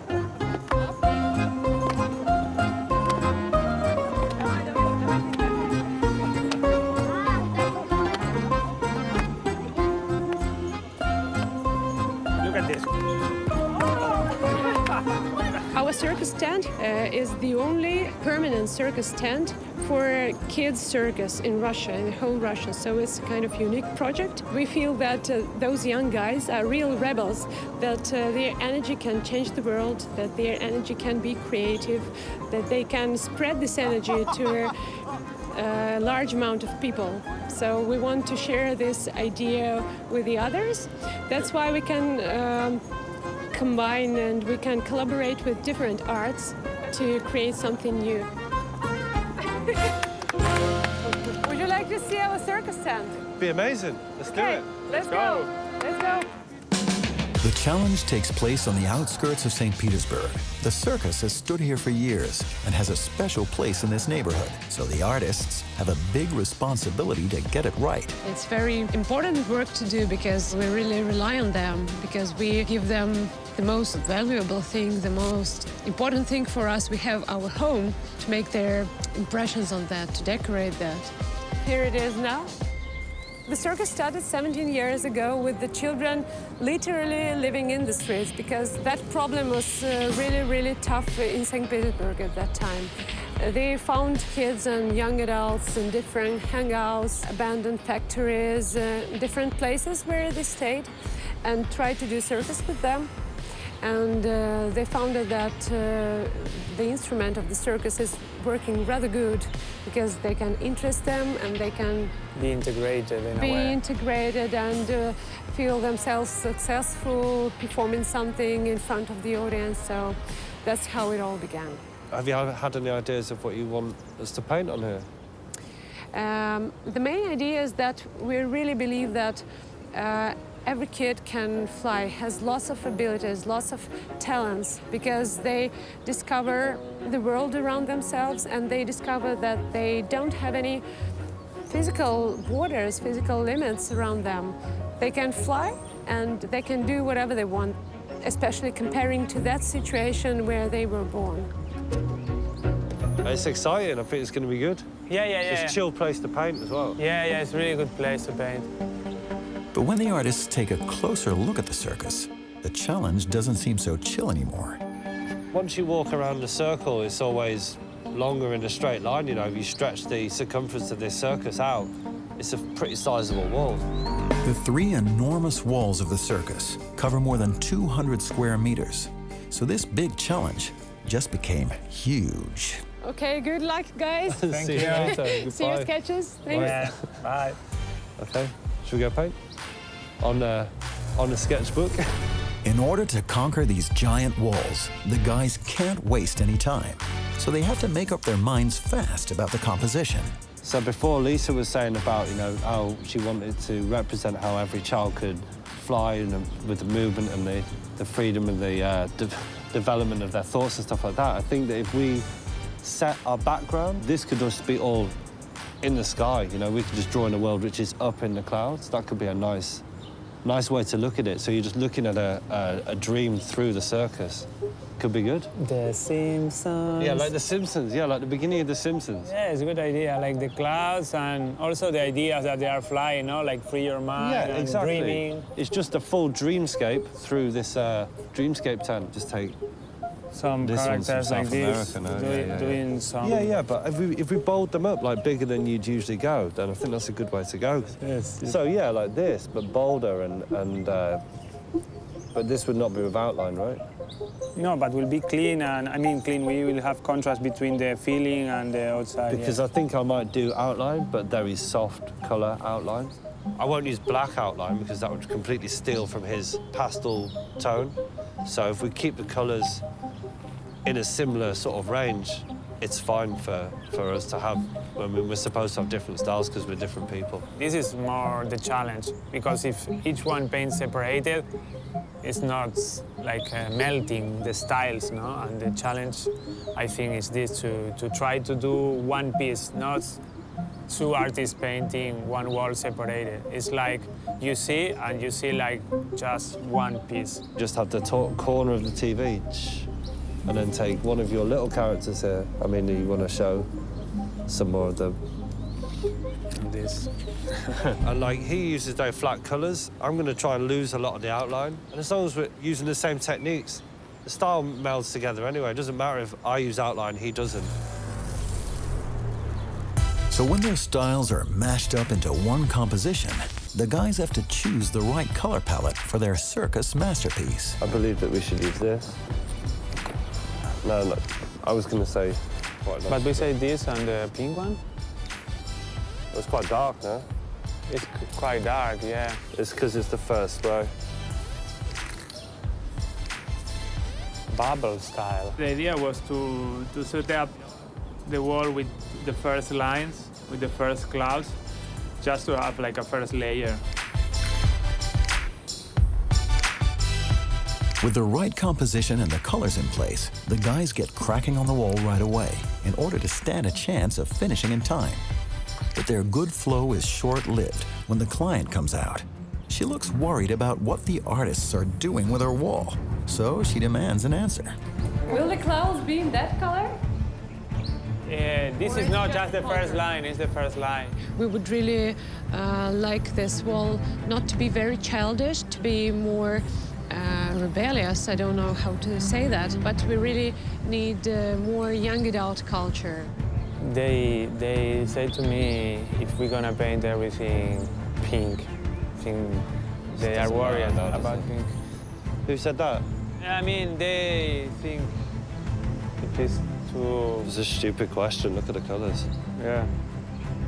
We are aware of the fact that she has some requirements for her building. That's totally fine. But I think in the early stages of painting something, it's like people always chuck loads of questions at you. People are like, is it all going to be pink? It's like, it's not. Obviously not all going to be pink because I'm not a psychopath, you know? Surreal street artist Sick Boy is far from ordinary. For decades, he's ruled the UK streets with his love for graffiti. So I'm originally from Manchester, and then I relocated to Bristol in my 20s. I guess I'm most known in the street art world as for doing the red and yellow temple icon, which is it's just moving away from the letter forms, which is graffiti, and into street art. The main notion of everything that I've been doing has always been positive, but, you know, I'm working a lot with signs, symbols, semiotics, you know, playing around with juxtaposing symbols to give different meaning and different message. So being more of a freestyle artist, the piece is not really narrated until I've lived through it, you know. From 2000 onwards, I was obsessed with circus style, and the red and yellow colours were always apparent in the artwork, so I'm quite excited to bring that into real life, I guess. I've never painted a circus before, so fingers crossed it's going to be good. Do you want to put some large format things down? Yeah, I want to start with some. Yeah. I take my book to check some drawings.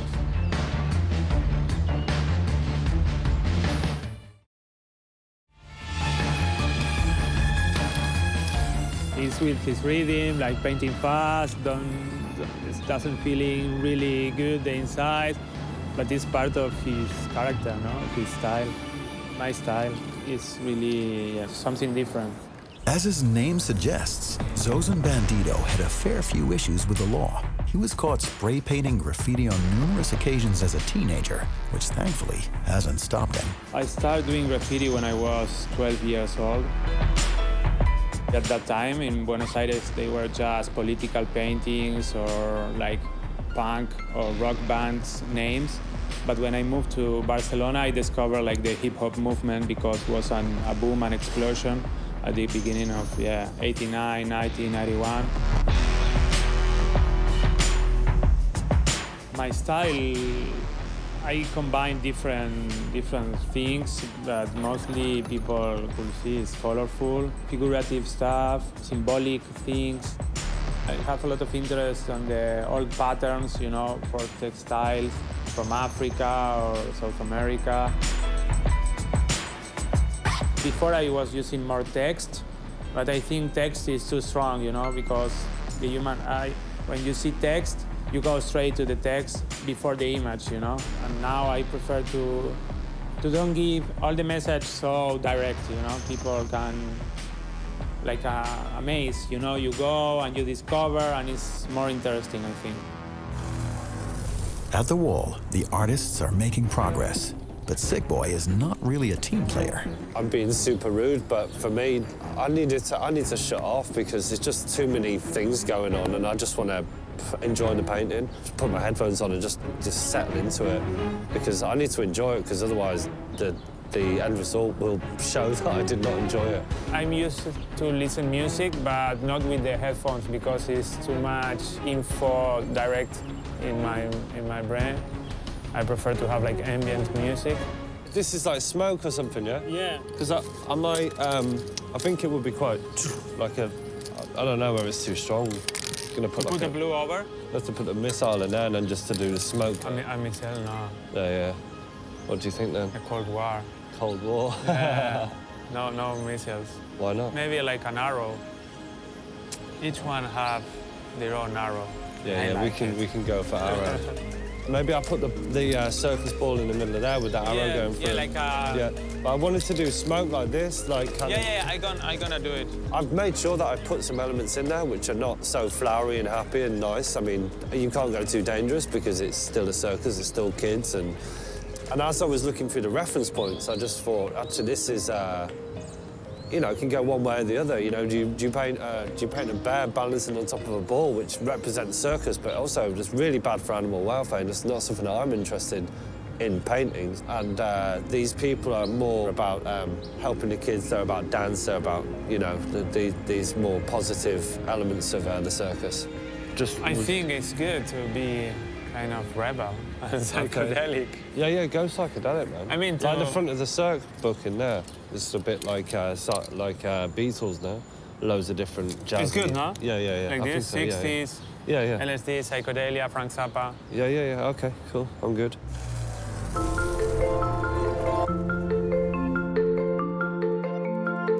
Throughout the last decade, St. Petersburg has embraced street art in all its forms. So much so, they've created the country's first street art museum. Here you can see both permanent and temporary works from street artists all over the world. Officially, the museum was opened in 2012, 5 years ago, when the first graffiti started to appear at the factory. 2014 was the year when we held our first exhibition. Every year, the exhibition is different. We paint over the old works and we invite new artists every year. Every year it's a different curator and it's a different topic. It's always connected to something happening in the world. Like 2017 is a big year for Russia because 100 years ago we had the revolution, so this somehow is a dedication to the revolution. Some people it's really a contradiction. How can we call ourselves the street art museum since the street art only lives in the streets? But what we do, we let it live longer than it lives on the streets. Sometimes like either it's for 5 months, like here, or for several years, like at the factory. We respect, all these roots it started from. That's why we also have the graffiti wall. This is the documentary graffiti wall, and we have invited teams from the 80s, Russia and USSR, 80s, 2000s, 2008, 2010, to see how the style was developed. So it's like, like a timeline of graffiti in the USSR and Russia. After getting off to a rocky start together, the client comes back, this time to bury the hatchet and offer some help, with some of the more colorful members of the circus pitching in to get things off the ground. So, who's the two that are most capable and in charge? Sasha and Lera. Sasha and... Lera. Sasha. Again. Dasha. Sasha, Lera. Good! Great. Okay, so you guys are in control. We need to paint these shapes with the brush paint. We don't need 2 persons to say the children you need to feel. 1 person can do it, and in the meanwhile the other person could go further with the mural. That was the idea. And also because he likes to be like a teacher or daddy in some point, and it's good for him. It's like this, over the... Cool. Oh, that's good. It's only one. That's good. Go Sasha, go Sasha. It's fair to say that the building's really big. If we did not have some extra hands on deck, I think we would struggle to finish even half of it. So I was buying time by investing time, teaching these kids how to paint the shapes. Once they knew what they were doing, literally leave them to it, and they did an amazing job. Happy, we're rolling. And while the children are keeping Sick Boy busy, Sozin is enjoying his moment alone. Yeah, but it was good for me because I could be quiet, painting without, interruptions. After a few hours, the children are starting to get the hang of it. So Sick Boy wouldn't be Sick Boy if he didn't see the upside from his investment. It's a hard life. Hard life. With a couple of kids helping the artists, the rest of them are training in and around the circus. Coming from poor neighborhoods, these disadvantaged children face a lot of problems growing up. That's why this unique circus doesn't just teach them to become artists. Going to the circus is not only about juggling and acrobatics. It's not only about tricks. It's also about improving your core life skills and improving your social skills. It's all about learning how to be responsible, how to be responsive to a person close to you, how to work as a team, how to find out more about the world around you. Nikolai is living proof that the circus works. He came in as a young child and now helps others as a teacher. Сейчас, на данный момент, у нас есть разные группы. So we have different groups of kids in the circus, and I'm working as a trainer for the early beginners. Я думаю, это раскрыло меня. Well, the most important thing I've learned is to connect with other people. In my childhood, it was my biggest problem, and now I've learned how to do that. Nikolai's student is 14-year-old Sonia, who has built up a very special connection with the Uppsala Circus. Я пришла в цирк 5,5 лет назад. I started doing circus more than 5 years ago. Но продолжила эту занятие. People who are in the team are really important to me, so they are kind of a second family to me. That's why I decided to stay here. Самое важное. The most important thing that I've learned is that you need to do everything that you do with pleasure. With day one ticking towards the end, Sick Boy is done with the agreement he made with Zosin about using outlines. So he starts a rebellion. Because when this boy is sick of something, he'll make sure everybody knows. Maybe you can do outlines. No, come on, we say no. I'm joking. Maybe next time. Next time we're on TV and we have an opportunity. If you gave me a kind of black spray paint, I would outline everything, and it would push it all forward. But that's not really what's going on. It's just I've decided that I want to go sway towards the way that he works as opposed to making him work the way that I usually work. Is that okay, Master? Yeah. Servant. I think he likes to do it like this because he's kind of impulsive guy. I'm not his father to go chasing him to say what he needs to do, But Sick Boy has different ideas about that, so he finds another way to make his mark. You lost a leaf over here behind the purple, under the sun. Here on the right side? Yeah, take it. Okay. Team spirit is in short supply after their recent battles, so the artists are digging deep to finish as much work as possible before dawn. But with a loss of morale and concentration, that's not easy. It's hard to do straight lines when you're tired, right? Yeah, we're done for today. I just long day. Taking all the stuff. We can wrap the cans or whatever. Do you want to take a quick look at the wall? Yeah. Hey, Sick Boy. How you doing? Long time. Good, good. Good that it's not raining. Yeah, you happy with it? So far? Yeah. Tomorrow morning, we're gonna finish the front wall, and after we go to the left side to design like the big shapes, and after we will add the small details and finishing. With one last day of painting left and so much work to be done on this giant wall, Team Spirit has got to improve if the guys are going to finish the challenge in time. Sozin wants to end the day on a positive note. Sick Boy's trying, but his heart's not really in it. All right, then, let's pack up. To be or not to be? That's the question. 2 beers. 2 beers, okay. Yeah, let's pack all the stuff and we go. Give me 5. Hey. Okay, go. Nice one, man. It's been great. It's been great. Tomorrow will be another day. It's true. D-Day has arrived, and the circus mural is far from finished, as the artists still have to cover the biggest part of the wall. Will they be able to patch up their differences, or will this clash of styles threaten the outcome of the challenge?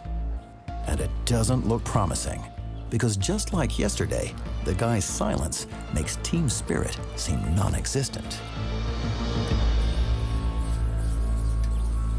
If you're talking, I think you're not putting paint on the wall, you know? For me, it was just like, empty these spray paints, get it on the wall, start layering it up. To be honest, it was quite nice to just sort of like concentrate on my own section. But in order to finish this piece on time, the guys have to step up and find a way to work together. The idea was to paint big, and then we need to finish the mural on time, and that was what we did it, to paint, big shapes. Sick Boy have already the idea of the continue with the nature and the growing flowers in the left side, but I didn't want to repeat like a big element, same as in the right side, and then I decided to do like this kind of break dancer.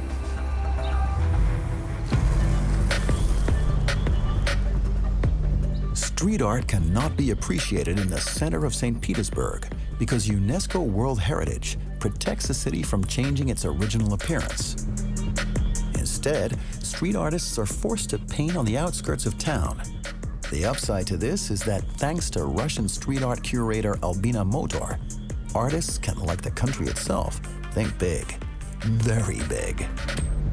So we can see 2 recent artworks done by Russian street artists, one from Moscow, one from the Sevastopol. This is Alice in the Wonderland. There are going to be a few in the next year, and we also will develop the project to invite the artists with different style, and it's gonna be the open-air gallery. This is a place which I prefer to work with, to try to improve, to design somehow the boring part of the city, to give for citizens something fresh, something interesting. After a few hours of ignoring each other at the wall, the artists begin to realize that the only way to meet today's deadline is to ditch the egos, start communicating, and get a plan together. How's it going, mate? Showdown. I like this, the colours with the 3 tones there, it's good.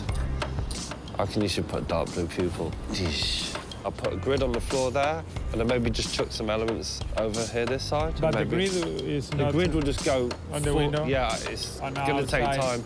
Like this, crisscross with 3D, and then like that's going to be my next like hour or so, probably, just to finish all that shit up. And after we go to do this side, no? Yeah, all good. All good. All right, let's get on with it.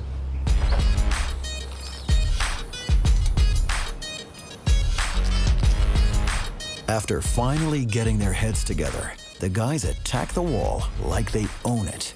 The mural starts to come together fast, but not without consequences, because haste makes waste.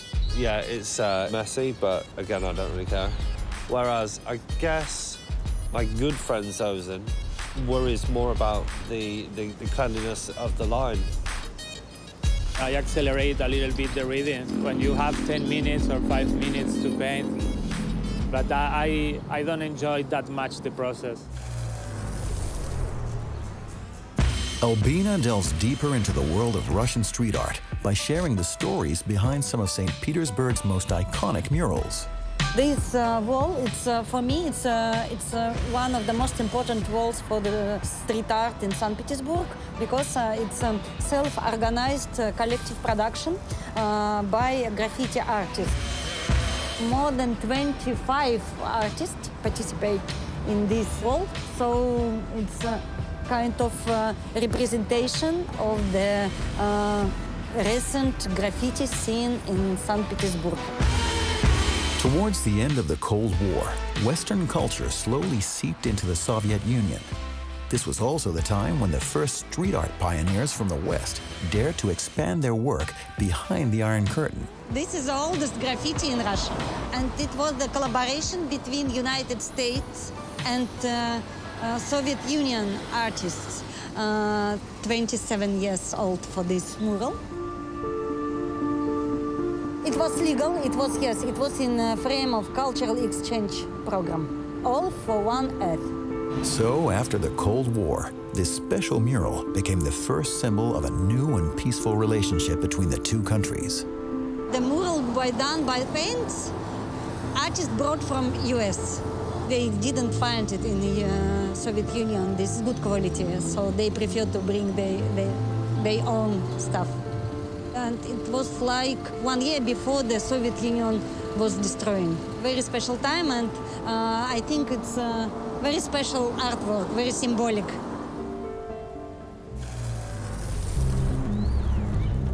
Right from the start of the challenge, Sick Boy and Sozin had major trouble collaborating. I'm being super rude, but for me, I need to shut off because there's just too many things going on, and I just want to enjoy the painting. And a clash of egos did nothing to help. You lost a leaf over here behind the purple. Take it. Okay. So after just one day, the challenge threatened to come apart at the seams when these two guys refused to play nice. Maybe you can do outlines. No, come on, we say no. I'm joking. Maybe next time. Next time we're on TV and we have an opportunity. I'm not his father to go chasing him to say what he needs to do, you know? Is that okay, Master? Yeah. Servant. But when they finally did start working together, Sick Boy and Sozin had no choice but to cut corners to make up for lost time. Yeah, it's messy, but again, I don't really care. And the guys' problems are not over yet. After their late decision to collaborate, they still need to cover large parts of the mural, including the most important section. Gonna chuck some shapes up on the front. Yeah. So I can always finish this on mine. Sozin gets straight to work to fill in the last part of this epic wall. To stand a chance of finishing his side on time, Sick Boy has a few tricks up his sleeve. You have tricks you can rely on. You know, dots in the background is what they used in New York forever. It just fizzes out the whole background.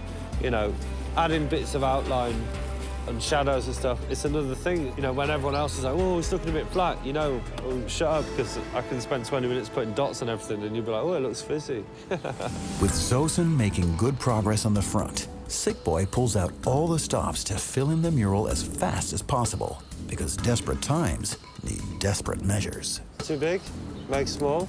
Yeah, like this size is okay. Yeah, that's what I'm saying. It's cheating if you put writing in a painting, but at the end of the day, I thought, well, space needs to be filled.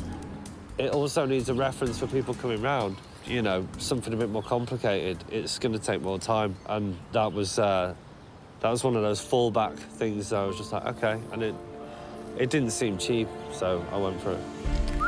Oh, good. Circus, 70s.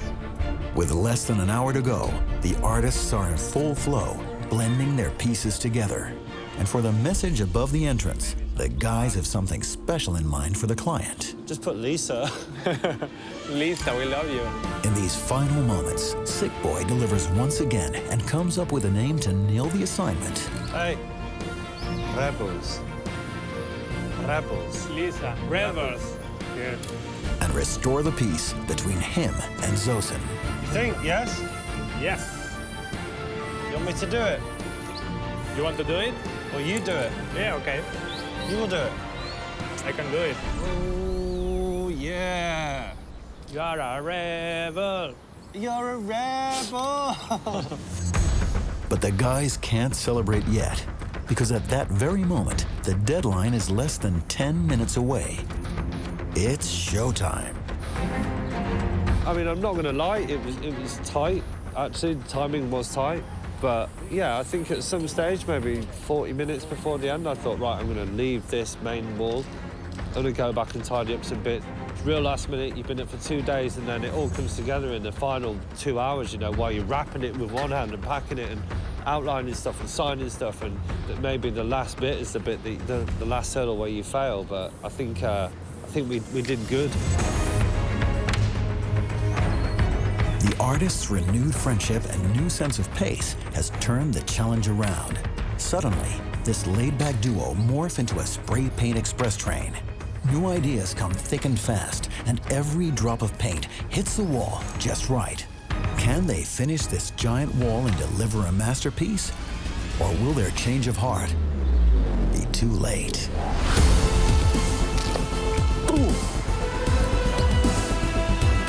Can they make up for the bad start with a client and live up to her high demands? I can't really say what we will see. It will be a surprise for sure.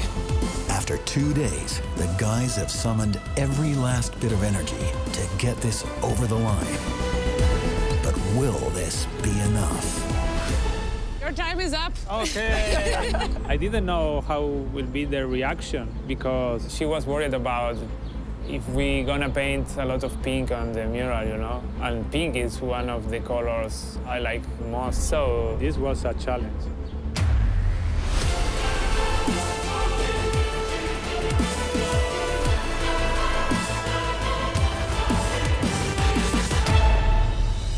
Hey guys, thank you very much. It's beautiful.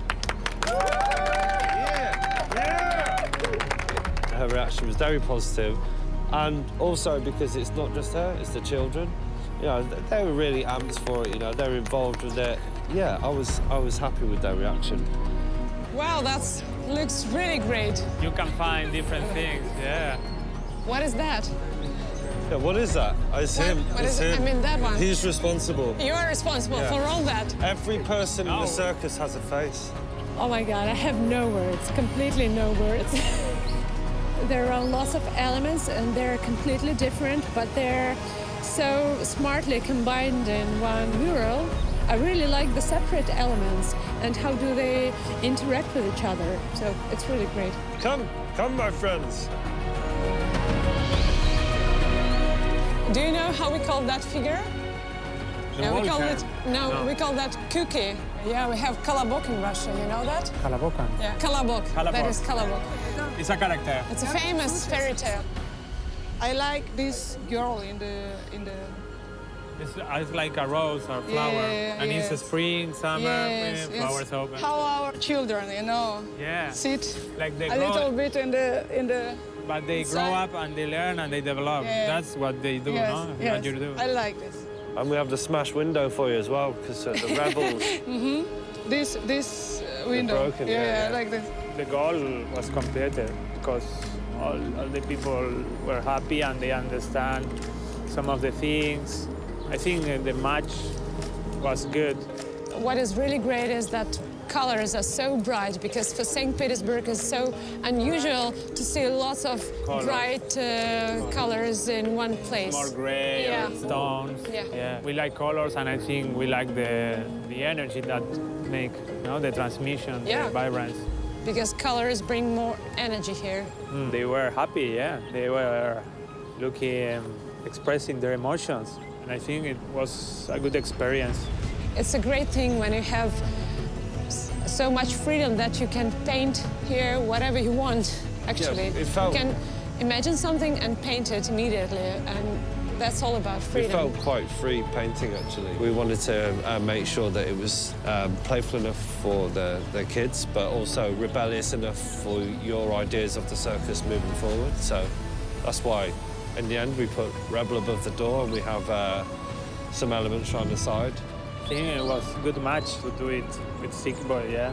Because we had this love for colors and free shapes, cosmic nature. And we have some themes in common in our artwork. And I'm working with the kids, especially you. Very good painter. Yeah, thank you very much, Thank you for having guys. us. Yes, Thank you. And thank you for the help. Thank you, guys. For... It was really good. Thank you. Thank you very much. For the invitation. Yeah. Yeah. Thank you. Thank you. Having not worked with him before, I think that it went particularly good. I thought we got on well. It was relaxed. To be honest, I'd quite like to come back here and paint again. When we started, they were kind of worried because they don't know us. But I think they are happy, and also she was saying that a lot of people will come, shows of Sala Circus, and with this new skin on the tent will be like something really colorful and powerful.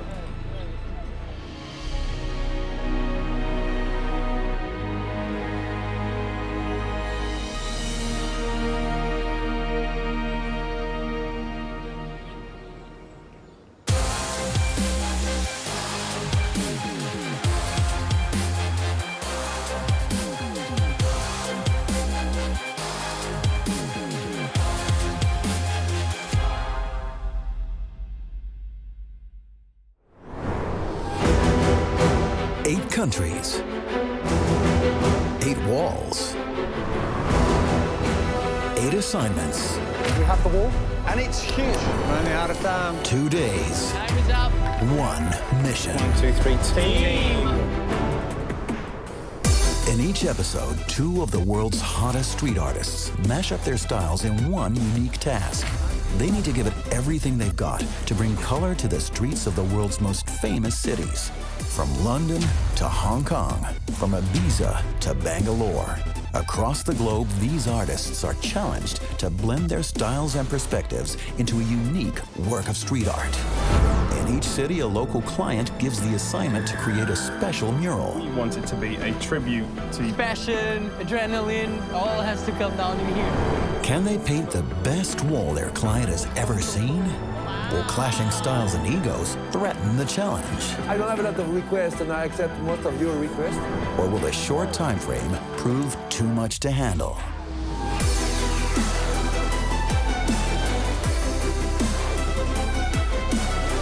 This is Street Art Challenge. This episode teams up 2 of America's most notorious street artists in a Mediterranean mix of street styles. Their challenge is a throwdown in one of the world's oldest cities. Things look hard enough from the start and become even harder once they hear the client's complicated assignment. Music for me is a surprise. My instrument is a pair of wings for me. So basically from us, you would like to see a feeling like that, to see a feeling. Will they succeed in blending their different styles to make one unique piece? So you don't gotta kill yourself trying to do detail, you still gotta do that. Yeah, no, and I'll put shape. I totally overworked this. It looked good before, and then I totally did it again. Are they ready to team up and pull it off? Nice. Yeah. Or did they underestimate the task and risk failing this street art challenge? Okay, guys, time is up.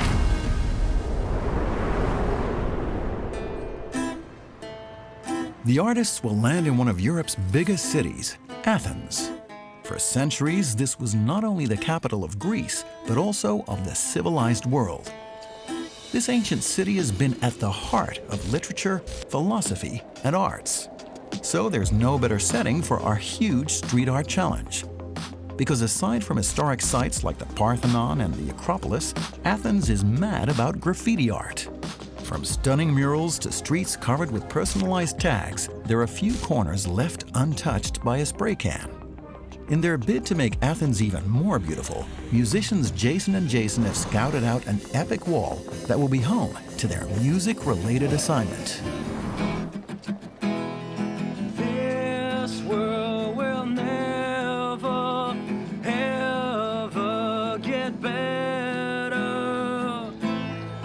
The big thing that we want to do is, transform the music art into painting art. One kind of art can transform to another kind of art. That's why the Jasons invited 2 street artists to make it happen. Christina Angelina, also known as Starfighter, is a visual artist, photographer, and gallerist based in Venice, Los Angeles. She started doing street art because she wanted to break away from what she learned at school.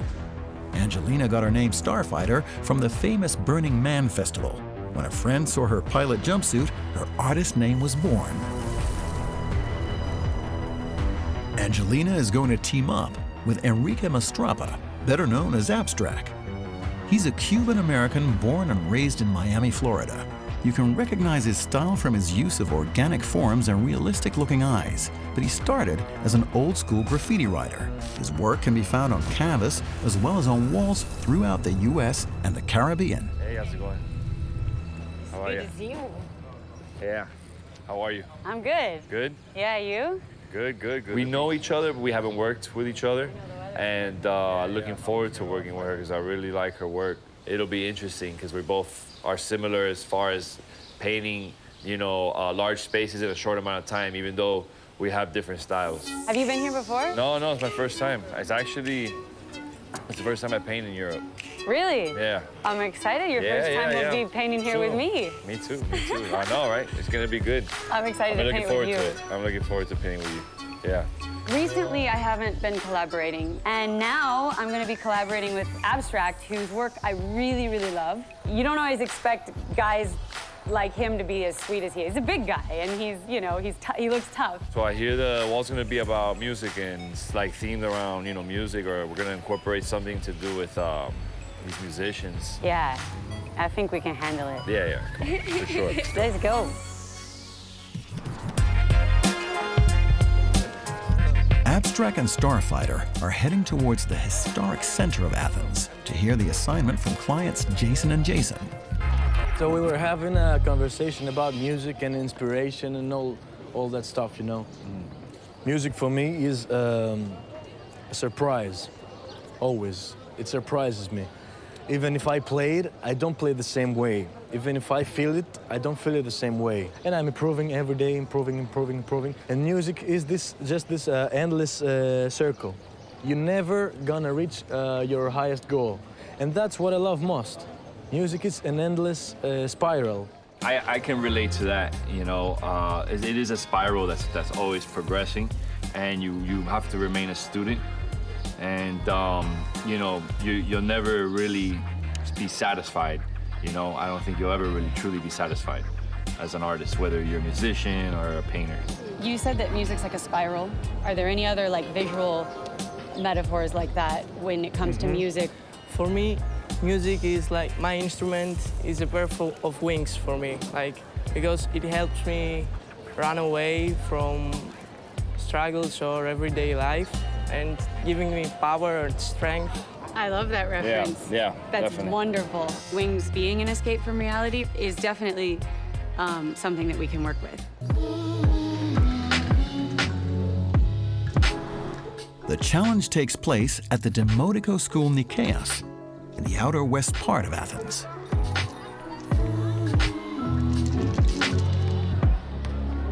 Here's the wall. Oh, this, yeah, is the wall. If I were to choose a wall, it wouldn't have been this, because I get stuck in one way sometimes of working where, you know, I said, no, it needs to be flat, or it needs to be like this, or it needs to be structured in this way. But I appreciate the fact that I didn't choose the wall, because it takes you out of your comfort zone, and it kind of forces you to create with what you have. Are you gonna paint all over it? Mostly, but we'll leave because the colors are nice. We'll leave sections of that. We looked at the canvas and we were excited, and the size is actually good. With the windows, you can play with. I like that there's windows in it, actually. With the environment. Because it gives them a chance to be inside of the piece, you know, whoever looking out of the window. It's like interactive in a way. I could see something like here, flowing like this, and then coming up. Right now, it's kind of just like a void. It's a big wall. But when we're finished, you know, we definitely want it to be a strong presence in the neighborhood that, you know, people maybe can identify or relate to. I hope you make it on time. Yeah, good luck. I hope we help them, and I can't wait to see the piece of art. Yeah.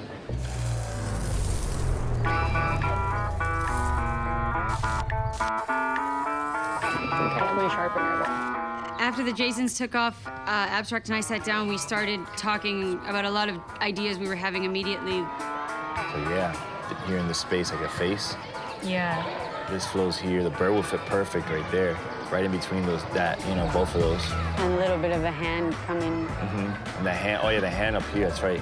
do the hand coming up. I'm gonna be using part of a face and a hand, and then above the hand, suspended, there'll be the bird in the dynamic pose.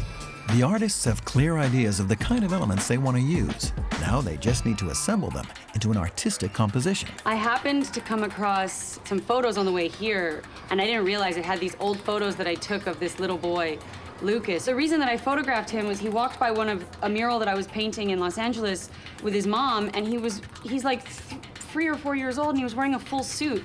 I think maybe he's perfect for this because the Jasons are young guys that are creating music.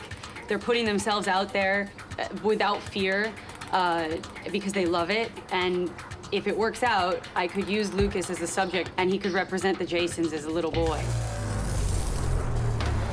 California's Christina Angelina, AKA Starfighter, lives for street art. With brilliant compositions in her head and art running through her veins, Starfighter is a natural-born street artist. I love painting. I've always loved painting. And I love the action of painting. I love the physical, like, exhausting of creating something that's big, that's outdoors, that other people potentially can connect with. Can I describe my style? I think it's generally figurative. It involves some sort of human element, some sort of person or character or characters, and it's usually done with spray paint. The words that people use when they're describing it are generally like it's mysterious, it's emotional, it's typically women, and then also the colors are generally pretty dramatic, relating to the emotion that's in the piece. I never sign my work. I don't sign my work because I think it distracts. It takes away from a person's ability to completely just walk into the artwork. Just putting my name on a painting that has nothing to do with my name, it doesn't make any sense. It's a stupid tradition. After bouncing ideas off each other, the composition starts coming together when Abstract visualizes their ideas on paper. I laid out those little sections where you're gonna have, you know, these objects, so I could kind of like just come in with style and like isms and like some really energetic type, you know, flow, almost like sheet music, you know, like it's all like structured and there's all these bars that are like containing everything to where all this style is gonna be breaking out of it. Yeah. Cuban-American Abstract is a graffiti virtuoso. With vivid movement and color, his work captures the eye immediately and never fails to draw attention. First time I painted a wall, it came out really terrible. I was about 17 years old, I would say. On walls, I mix styles a lot. I get a lot of graffitiism. I mix it with a lot of figurative stuff or a lot of portraits, and I like doing eyes. I usually do like a set of eyes with some really cool reflections and shapes and letters around them. And then the shapes I do, they're all like bits and pieces that like I turn into different letters. So they're like broken down pieces of letters, or like inside of a letter A or a letter D, or like the insides of a letter B. So with all those shapes, I could turn them basically into any letter in the alphabet because they all have my style and all the movement of every letter. And since I do them so much and I kind of like do a lot of them when I do it, that people will probably associate that with my name more. So sometimes I don't have to actually put my name. I could just do a couple of those. I like to call them my isms. That's what I call them. My isms, my style, you know? At the wall, the artists have finally conquered the first step of the challenge, blending their two different styles into one composition. So once we came up with like a composition, you know, we lay it out and we automatically start infusing our personal flavor to the piece. And I'm thinking like warm colors. I'll do all these like warm colors, and then you have like that blue there. So it's good that that piece is gonna be blue, that pops in. We're both very dominant with our work, but we can also share. So I don't think there's any risk of it being a Starfighter or an Abstract piece dominantly. I think it'll be balanced.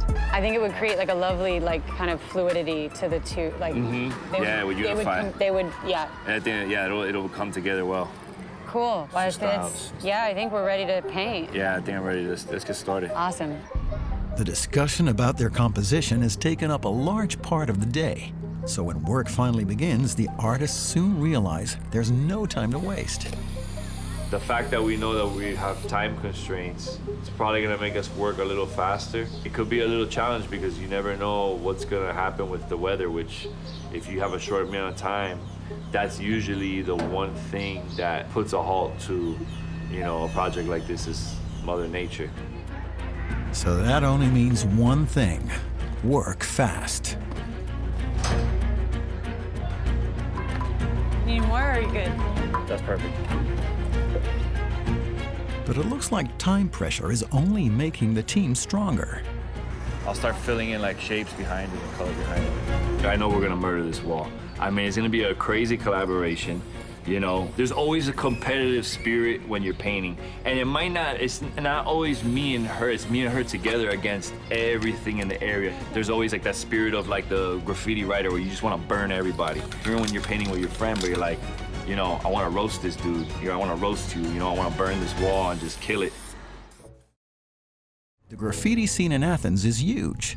Somebody who made his mark in this vivid art scene is Dimitris Liossas, who is considered to be one of the leading artists in town. People have lots of things to say because of the crisis. They express themselves through graffiti. And also, if you see around the city, there are lots of canvases that you can paint.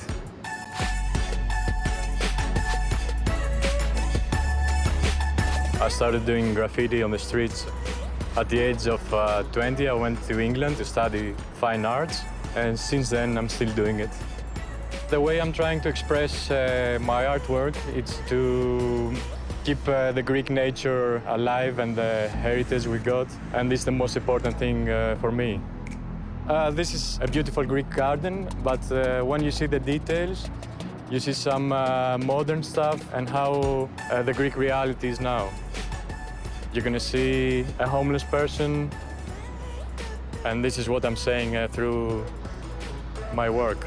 You can find lots of spaces in the poor neighborhoods. You can go there and paint and no one notices you because there are so much things happening around you. So if you do an art, it's a good thing. The neighborhood's gonna get prettier. So it's a good city to paint. With bright colors and cool shapes starting to emerge, Abstract and Starfighter are making great progress at the wall. The shapes look awesome. Yeah? Yeah. I love those blues with that. It's great. They look sick. Yeah, it looks good against that background color. It does. As a neutral color, it looks great. Amazing. Yeah, it makes them pop. I'll keep focusing on the face. I won't do too much into the hair, maybe a little, like some loose lines, but you feel free to work. Yeah, if you want, pop in like blues, and then I'll do pieces on top, and then I'll keep like the parts that you feel are the strongest, so that look the strongest. Yeah. That you're like, oh, I like this fade, I like this blend, and then those areas that are like big negative space, I'll cover it in with stuff. So you can do some detailed parts, and I'll just fill in the rest. Okay.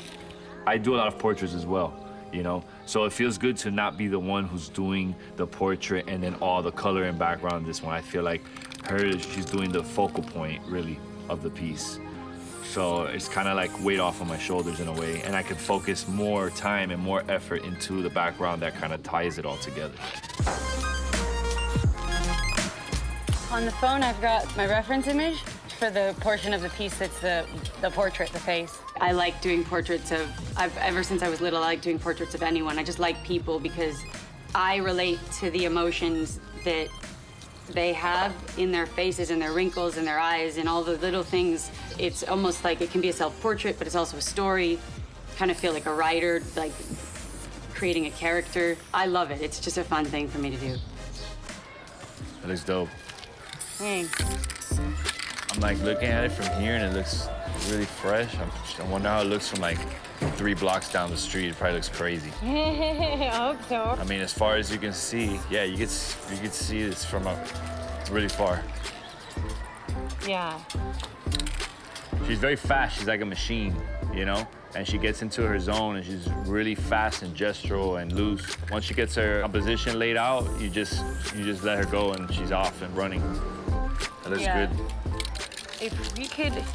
You're already on the nostril? Oh yeah, it's dope. Well, but I'm still up here a little bit, but if I could drop down soon with the intention of coming back up. Yeah, me too. All right, let's do that. I'm just gonna hit this line while you drop down. All right. After being so close to the wall for hours, the artists take a well-earned break to check out their piece from a distance. Oh, it's looking good. I mean, you punched. It's great on the phone. You punched in all the right, values. Now you just need to fine tune everything. Yeah. Well, not, not so much, but like. No, but wherever you no, feel no, like it you needs need fine tuning. Yeah. But I'll feel. I know where from down here. I know where it is. I think what you've done looks perfect. Like it's already like done. Like I know you probably want to do whatever you want to do to it in certain places, but yeah, I think I just want to spread them out a little.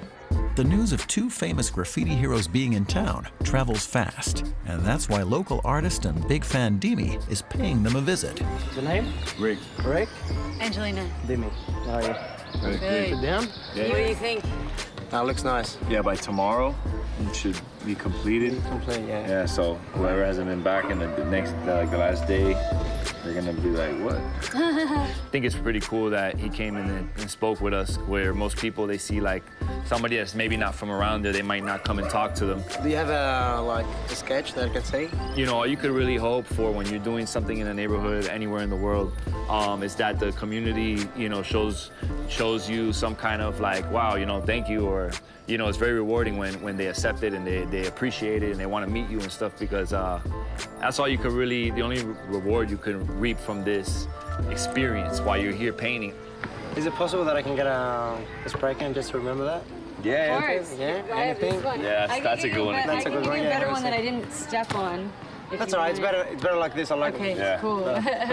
She started the wall with this. Yeah, that was the first thing I hit the wall with. All right, man. Thank you very much. Have a good one. See you guys. Later. Yeah. In fact, I'm like a little too talkative sometimes with people. I'll spend the whole day talking to a bunch of people, and I won't paint.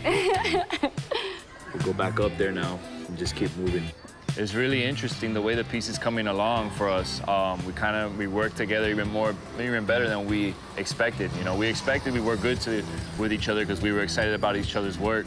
It's actually going a lot better than we suspected. Yeah, put some music on. So fly through it. Because when you're listening to music, it always affects the entire outcome of your piece, because I like to translate the sound into color and shape, so I might, depending on the sound, it's gonna affect my hand movement, and it's gonna affect the way I move around the wall, just depending on what I'm listening to. Our graffiti artists are not the only ones working like crazy. Client Jason is preparing himself for the gig of a lifetime. We're preparing ourselves to perform on the Schoolway Festival. It's the biggest festival in Greece. It's kind of hard to get in there, and we are so excited and glad that we are in the festival. And we're looking forward to perform and have our best live experience. The Schoolway Festival has been around for more than 13 years, something its founders are very proud of. This famous festival is extremely exclusive, with only 25 bands from all over Greece allowed to perform. They perform all kinds of music: jazz, pop, rock, metal, traditional. They go on stage and they're free to do as they please, say any lyrics they want, be as creative as they want. As crazy as they want. Yeah, we don't limit them. And that's great because it's a great opportunity for them to live their dream. It's one of the very few chances they have to express themselves, their true self. The wall is a tribute to music generally, but it started from the festival, so it's a tribute to Christos and Babis and what they are doing for 13 years now. So if things go right with the artists, they're gonna be excited about the final result. Starfighter and Abstract flew halfway around the world to take on the Jason's challenging assignment. Music for me is a surprise. My instrument is a pair of wings for me. So basically from us, you would like to see a feeling like that, to see a feeling. The artists had to bust their brains to translate the tricky instructions into a composition. I think it would create like a lovely kind of fluidity to the two. But it turned out the assignment was almost too hard to bring to life. I laid out those little sections where you're gonna have, these objects so I could kind of like just come in with style. And when they finally got round to starting, stress levels shot through the roof when they realized just how much time they lost discussing the composition. It could be a little challenge because the fact that we know that we have time constraints. And the problems aren't over yet. After almost a day of continuous spray painting, Abstract is facing another big problem. Do you have enough blues, you think, or no? You always go through points through the thing where you might be like, wow, okay, once you start working and you see how fast you're running through certain colors, you start to like think like, I might not have enough. Let me pull the ones that I'm less likely to use. And yeah, you could use them. I'll use them to outline some of the stuff. Yeah, because there's some specific ones like these that I'm not. Yeah, you need for those tones. I mean, you eyeball it as you go too. You get a feel for it. You know, you start to look at your cans and you start to tally in your mind. You say, okay, I only have 2 of these blues left, you know. There's certain blues that I'm like, oh, I want to use that one, but I can't because that one might be a key piece for the shadow that she needs in the face to make it look real. Here's 2 cans to start. Okay, all right, cool. A lot of that goes into it, you know? It's a lot of being a little frugal with the color. Like, oh, I like this color, I'm gonna go everywhere with it. But then you gotta realize you gotta do two more pieces on the other side of the wall that you gotta have those colors in or else it's not gonna balance right, you know? It's pretty easy to spray graffiti wherever you want in Athens. A few blocks away from the school, one of Athens' most notorious artists is working on his piece.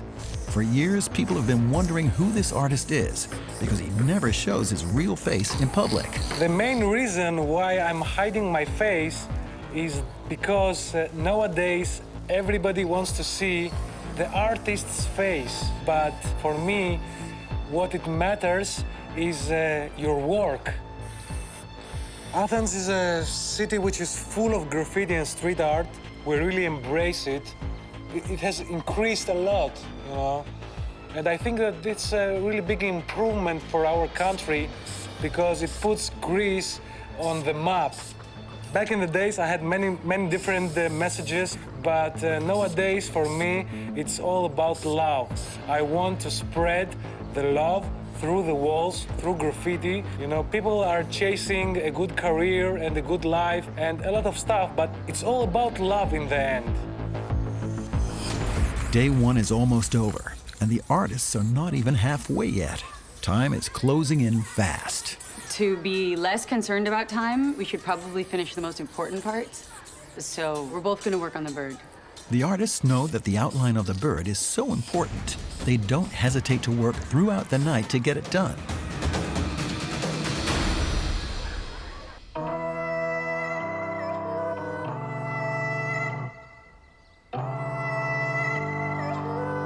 Today is Judgment Day.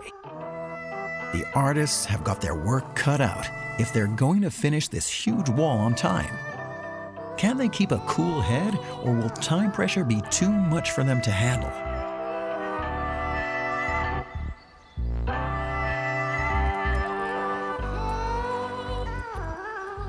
All right. So, let's see, we get started on the right side, huh? Yeah, I think so. Yeah, let's get started over Create here. a little more balance Yeah, we'll start filling that out. so we can finish properly. So last night we added a bird and the hand, which is the opposite side of the wall, which is the child's hand, and this bird with a spiral that represents music notation that wraps around and kind of comes out of our subject, which is this child. Let's get going. All right. I am pretty tired, but I'm getting used to working on small increments of sleep, and I'm starting to adjust, so to say. But there are still plenty of reasons to smile, because even though time is running out, they're proving to be an absolute dream team. So some gray. Should I put some gray over here? And right away I was like, oh God, grays would be perfect because then it separates the bird from the boy, which is brilliant and beautiful. So I was like, yeah, of course. When the pressure's on, all the elements are coming together. And this has not gone unnoticed in the neighborhood. You want to do some of this? Yeah, a little bit. Right. So just a little, like here and there. Right. It's nice. Yeah. Oh, yeah. What color should I start doing the spiral? Maybe up here it turns into orange, and then it goes down to blue down there. Yeah, totally. Okay. I think that us finishing the detail in the two main parts of the wall is probably the most important thing, because that's what draws people in. Jason and Jason are on their way to Schoolway founders Christos and Babis, and they haven't come empty-handed. Καλησπέρα. Τι γίνεται? Καλά. So what are you doing here? Well, we have some good news and some surprises for you. Tell us, we like had surprises. a conversation with some graffiti artists. We talked about art and music and the images that we create in our mind when we play music and when we perform live, right? And based on the images and the feeling that we feel when we perform, they're gonna try to draw a piece of art on a school, on a wall, on a big wall. Great. Mm-hmm. I like the idea of street art. I don't know how they will do it. Yes, I'm really I'm not sure music can be visualized. Do you believe that music can be visualized? Yes, I do believe that music can be visualized, and I think the artists will prove that. But visualizing music is not as easy as it may sound. That's why Abstract and Starfighter are having a bit of an artistic setback. Maybe I'll do, I feel like there could be like, you know how birds have like blasts of color in certain places? Or like a strip of wing that like, we could do like there could be like a red strip somewhere. Yeah. On the wing. Oh, yeah. We kind of like improvise as you go. You know, you keep getting inspired as you go, so new ideas pop in your head. And then I think the body maybe here and just maybe a tiny bit here could have a different color faded into it, And so I'll it even shows. maybe I won't OD it, but I'll come into areas that you might not be crazy about, so you don't gotta kill yourself trying to do detail. You still gotta do that. Yeah, no, and I'll put shapes. I totally overworked this. It looked good before, and then I totally like did it again. The bird was frustrating me personally because I spent way too much time on it in the beginning without thinking. And what I did when I stepped back didn't look good at all, so I had to redo it. Hey, you want me to start preparing the ink in the tray for you? Yeah. Despite the great challenges that they've overcome, the artists are not happy with the results so far. So a few hours before the deadline, they decide to raise the bar to a whole new level. I knew that I was running out of time. So yeah, I kicked into high gear because I was frustrated, and I figured out how to solve the problem by just doing big, fast strokes. We're gonna use this broom as a brush, and we're gonna make some large brush strokes, and to kind of mess things up a little bit in an exciting way. Can I try one? Yeah, go for it. It'll be fun. Yeah. You know, you get to like, you're kind of making a mess. You know, you're not really like trying to get this clean line or anything like that. So you're dipping a giant brush in some ink, and then you just, boom, right onto the wall. It's fun, you know? It's like using a giant marker and writing on something. Fun. Very nice. So we just got really clever.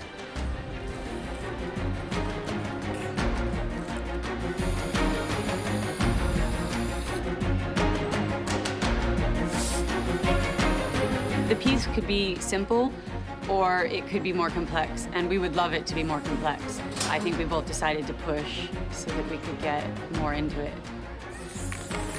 Okay, go. No, we need to go that way, to that side. Yeah. All right, let's go, let's move. Okay, it looks good though. With the deadline closing in, Abstract and Starfighter are pushing themselves hard to make it in time. On the other side of town, the festival founders are pleasantly surprised by Jason's assignment and are wondering how music can be visualized. Tell us one image that For me, I told them that music and my instrument are a pair of wings. I feel free and strong to do anything and make a change to this world via music. you really believe you can change the world through music? Yeah, when I'm on stage, I feel like I'm the strongest man on earth. Like, I could do anything. We are very happy for all the feedback that we get from the kids that play in the Schoolway Festival. Is something that really encourages us to continue.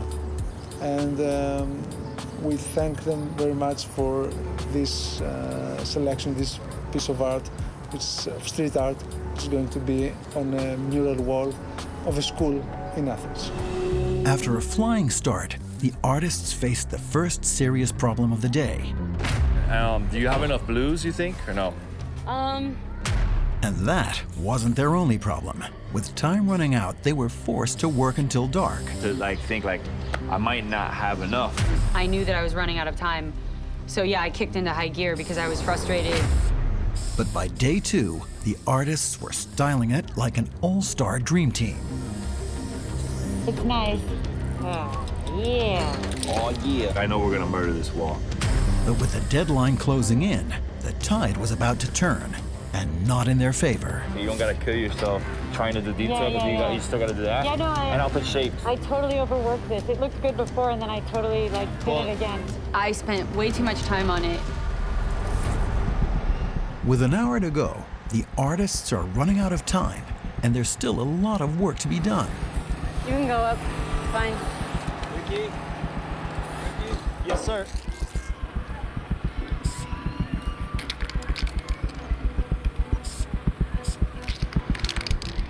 Whoa. It was about to be the end of my glasses.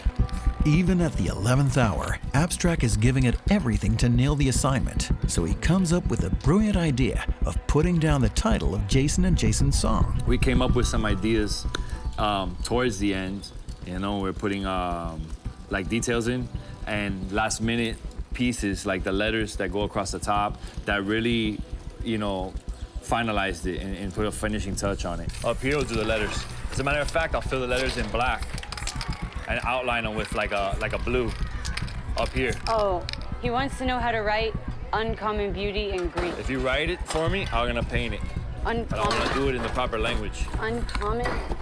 Perfect. I'm terrible with the timing. So, and I think he, you know, we always think that until the last second that you've got a lot of time, even if you only have 10 minutes left. And it's really not that much time. We're just gonna have to hope that this is what it is. Or, yeah, it'll be like one of those Chinese tattoos that people get, but it really says like fried rice, or they think it says... Uncommon beauty. Uncommon beauty? Yes. Yeah? Thank you so much. Thank you. Awesome.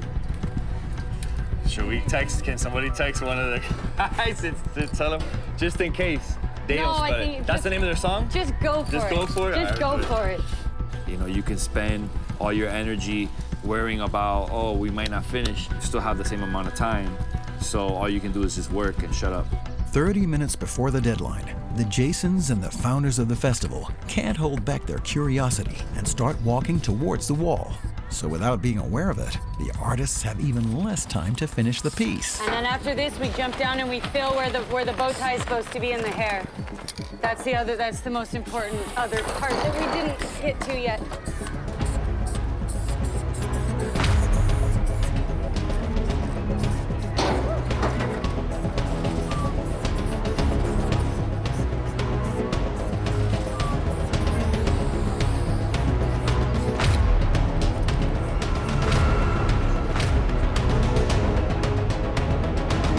I'm anxious to see the mural, yeah.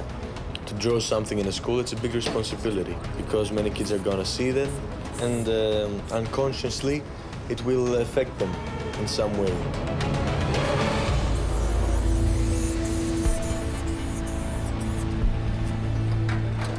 Yeah, we're looking forward to see it. As long as it grasps the eye. I'm really curious, finding it possible for them to do something really good. So I'm gonna be strict when I see it. Local artist Dimitri also joins the reveal. Will this savvy group of guys like what they see? And will the artists meet their high expectations?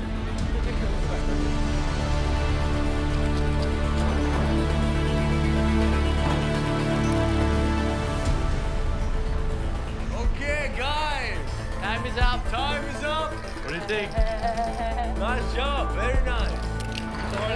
Calm down, calm down. I'm throwing something on extra right now for you, so when I move it, you'll be able to check it out. Just as we go down, try to fill whatever. Use the speed cans or these things. Of course, we underestimated the timing, which I always do, but that's fine. We got everything that was important in there, so.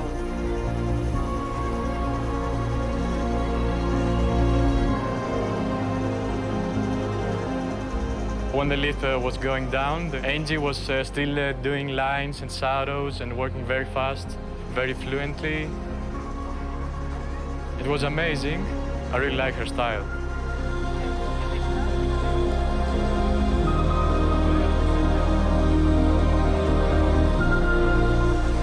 I looked down and I saw happy faces, and and everyone started cheering, and I think that, you know, I knew that it looked good. Good job, good job. They clapped for us, which was really cool because it was really nice to hear compliments from them too, because we had just finished working on it. It was really cool to get that reaction from them. Nice job, nice hands. Thanks. Cool. Yeah. What do you think? Is Very it nice. Nice job. success or disaster? No, it's success. It was a big surprise, and it was a huge piece of art. Very strong images, nice colors, nice shapes. I can see the spirals, like a hair of a boy, of a little boy. Spirals in the wings. When you guys mentioned in your music that you guys don't, you know, write down, you know, the notes and the way you guys play, the way they write their music. This is kind of like a very loose, abstract interpretation of like notation, music notation, even though it's like unconventional, but so is their sound. So we kind of like took that and turned it into our style. It was a surprise for me. I didn't expect that. At start, it was a bit confusing, but like in a positive way, because it makes curiosity. I really liked it. And the biggest surprise was the two Greek words that said in English, unusual beauty. Whose idea was to write those two words? It was a collaborative effort. Okay, but there's Is there an error? On a school? Well, spelling was never my best subject. We needed somebody to help us with the spelling, which he almost got 100% right, except for one letter. Y, N, and then that should be Eta. H, like the one you have at the end. Like the one at the end. It's an easy fix. Yeah. We thought that they have to correct it as soon as possible because tomorrow the teachers of this school will come. We don't want to teach them to spell the word wrong. But the kids will be very happy because they will. suddenly their school looks much more beautiful than before. But it is great. Thank you. It grasps the eye. They seemed excited. I feel like we accomplished the mission.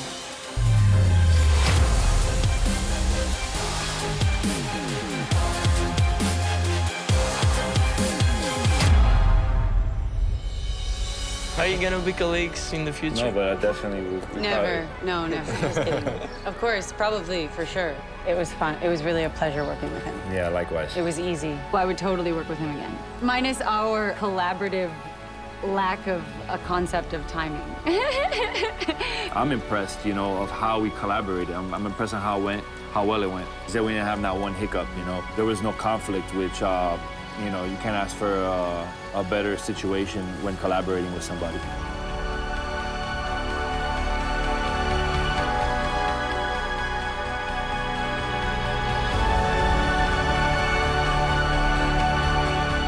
So guys, it's a great piece. But you know, the only thing I think you have to correct is the Add that little line in there. You should correct Go up there right away. You know. To correct their little flaw, the artists are given the opportunity to go up for the last time and finish their piece in style. The most original feedback will come from the kids of the school. And I think they will be very happy on Monday morning. Yeah, I think we did something special, and I'm happy. I'm honored. My glasses are getting rained on. I'm crying, yeah. I'm really touched. Luckily, we didn't spell the whole thing wrong because the first word alone was 10 letters. I'm like, I can't see all of a sudden, but it's not because I'm crying. It worked out.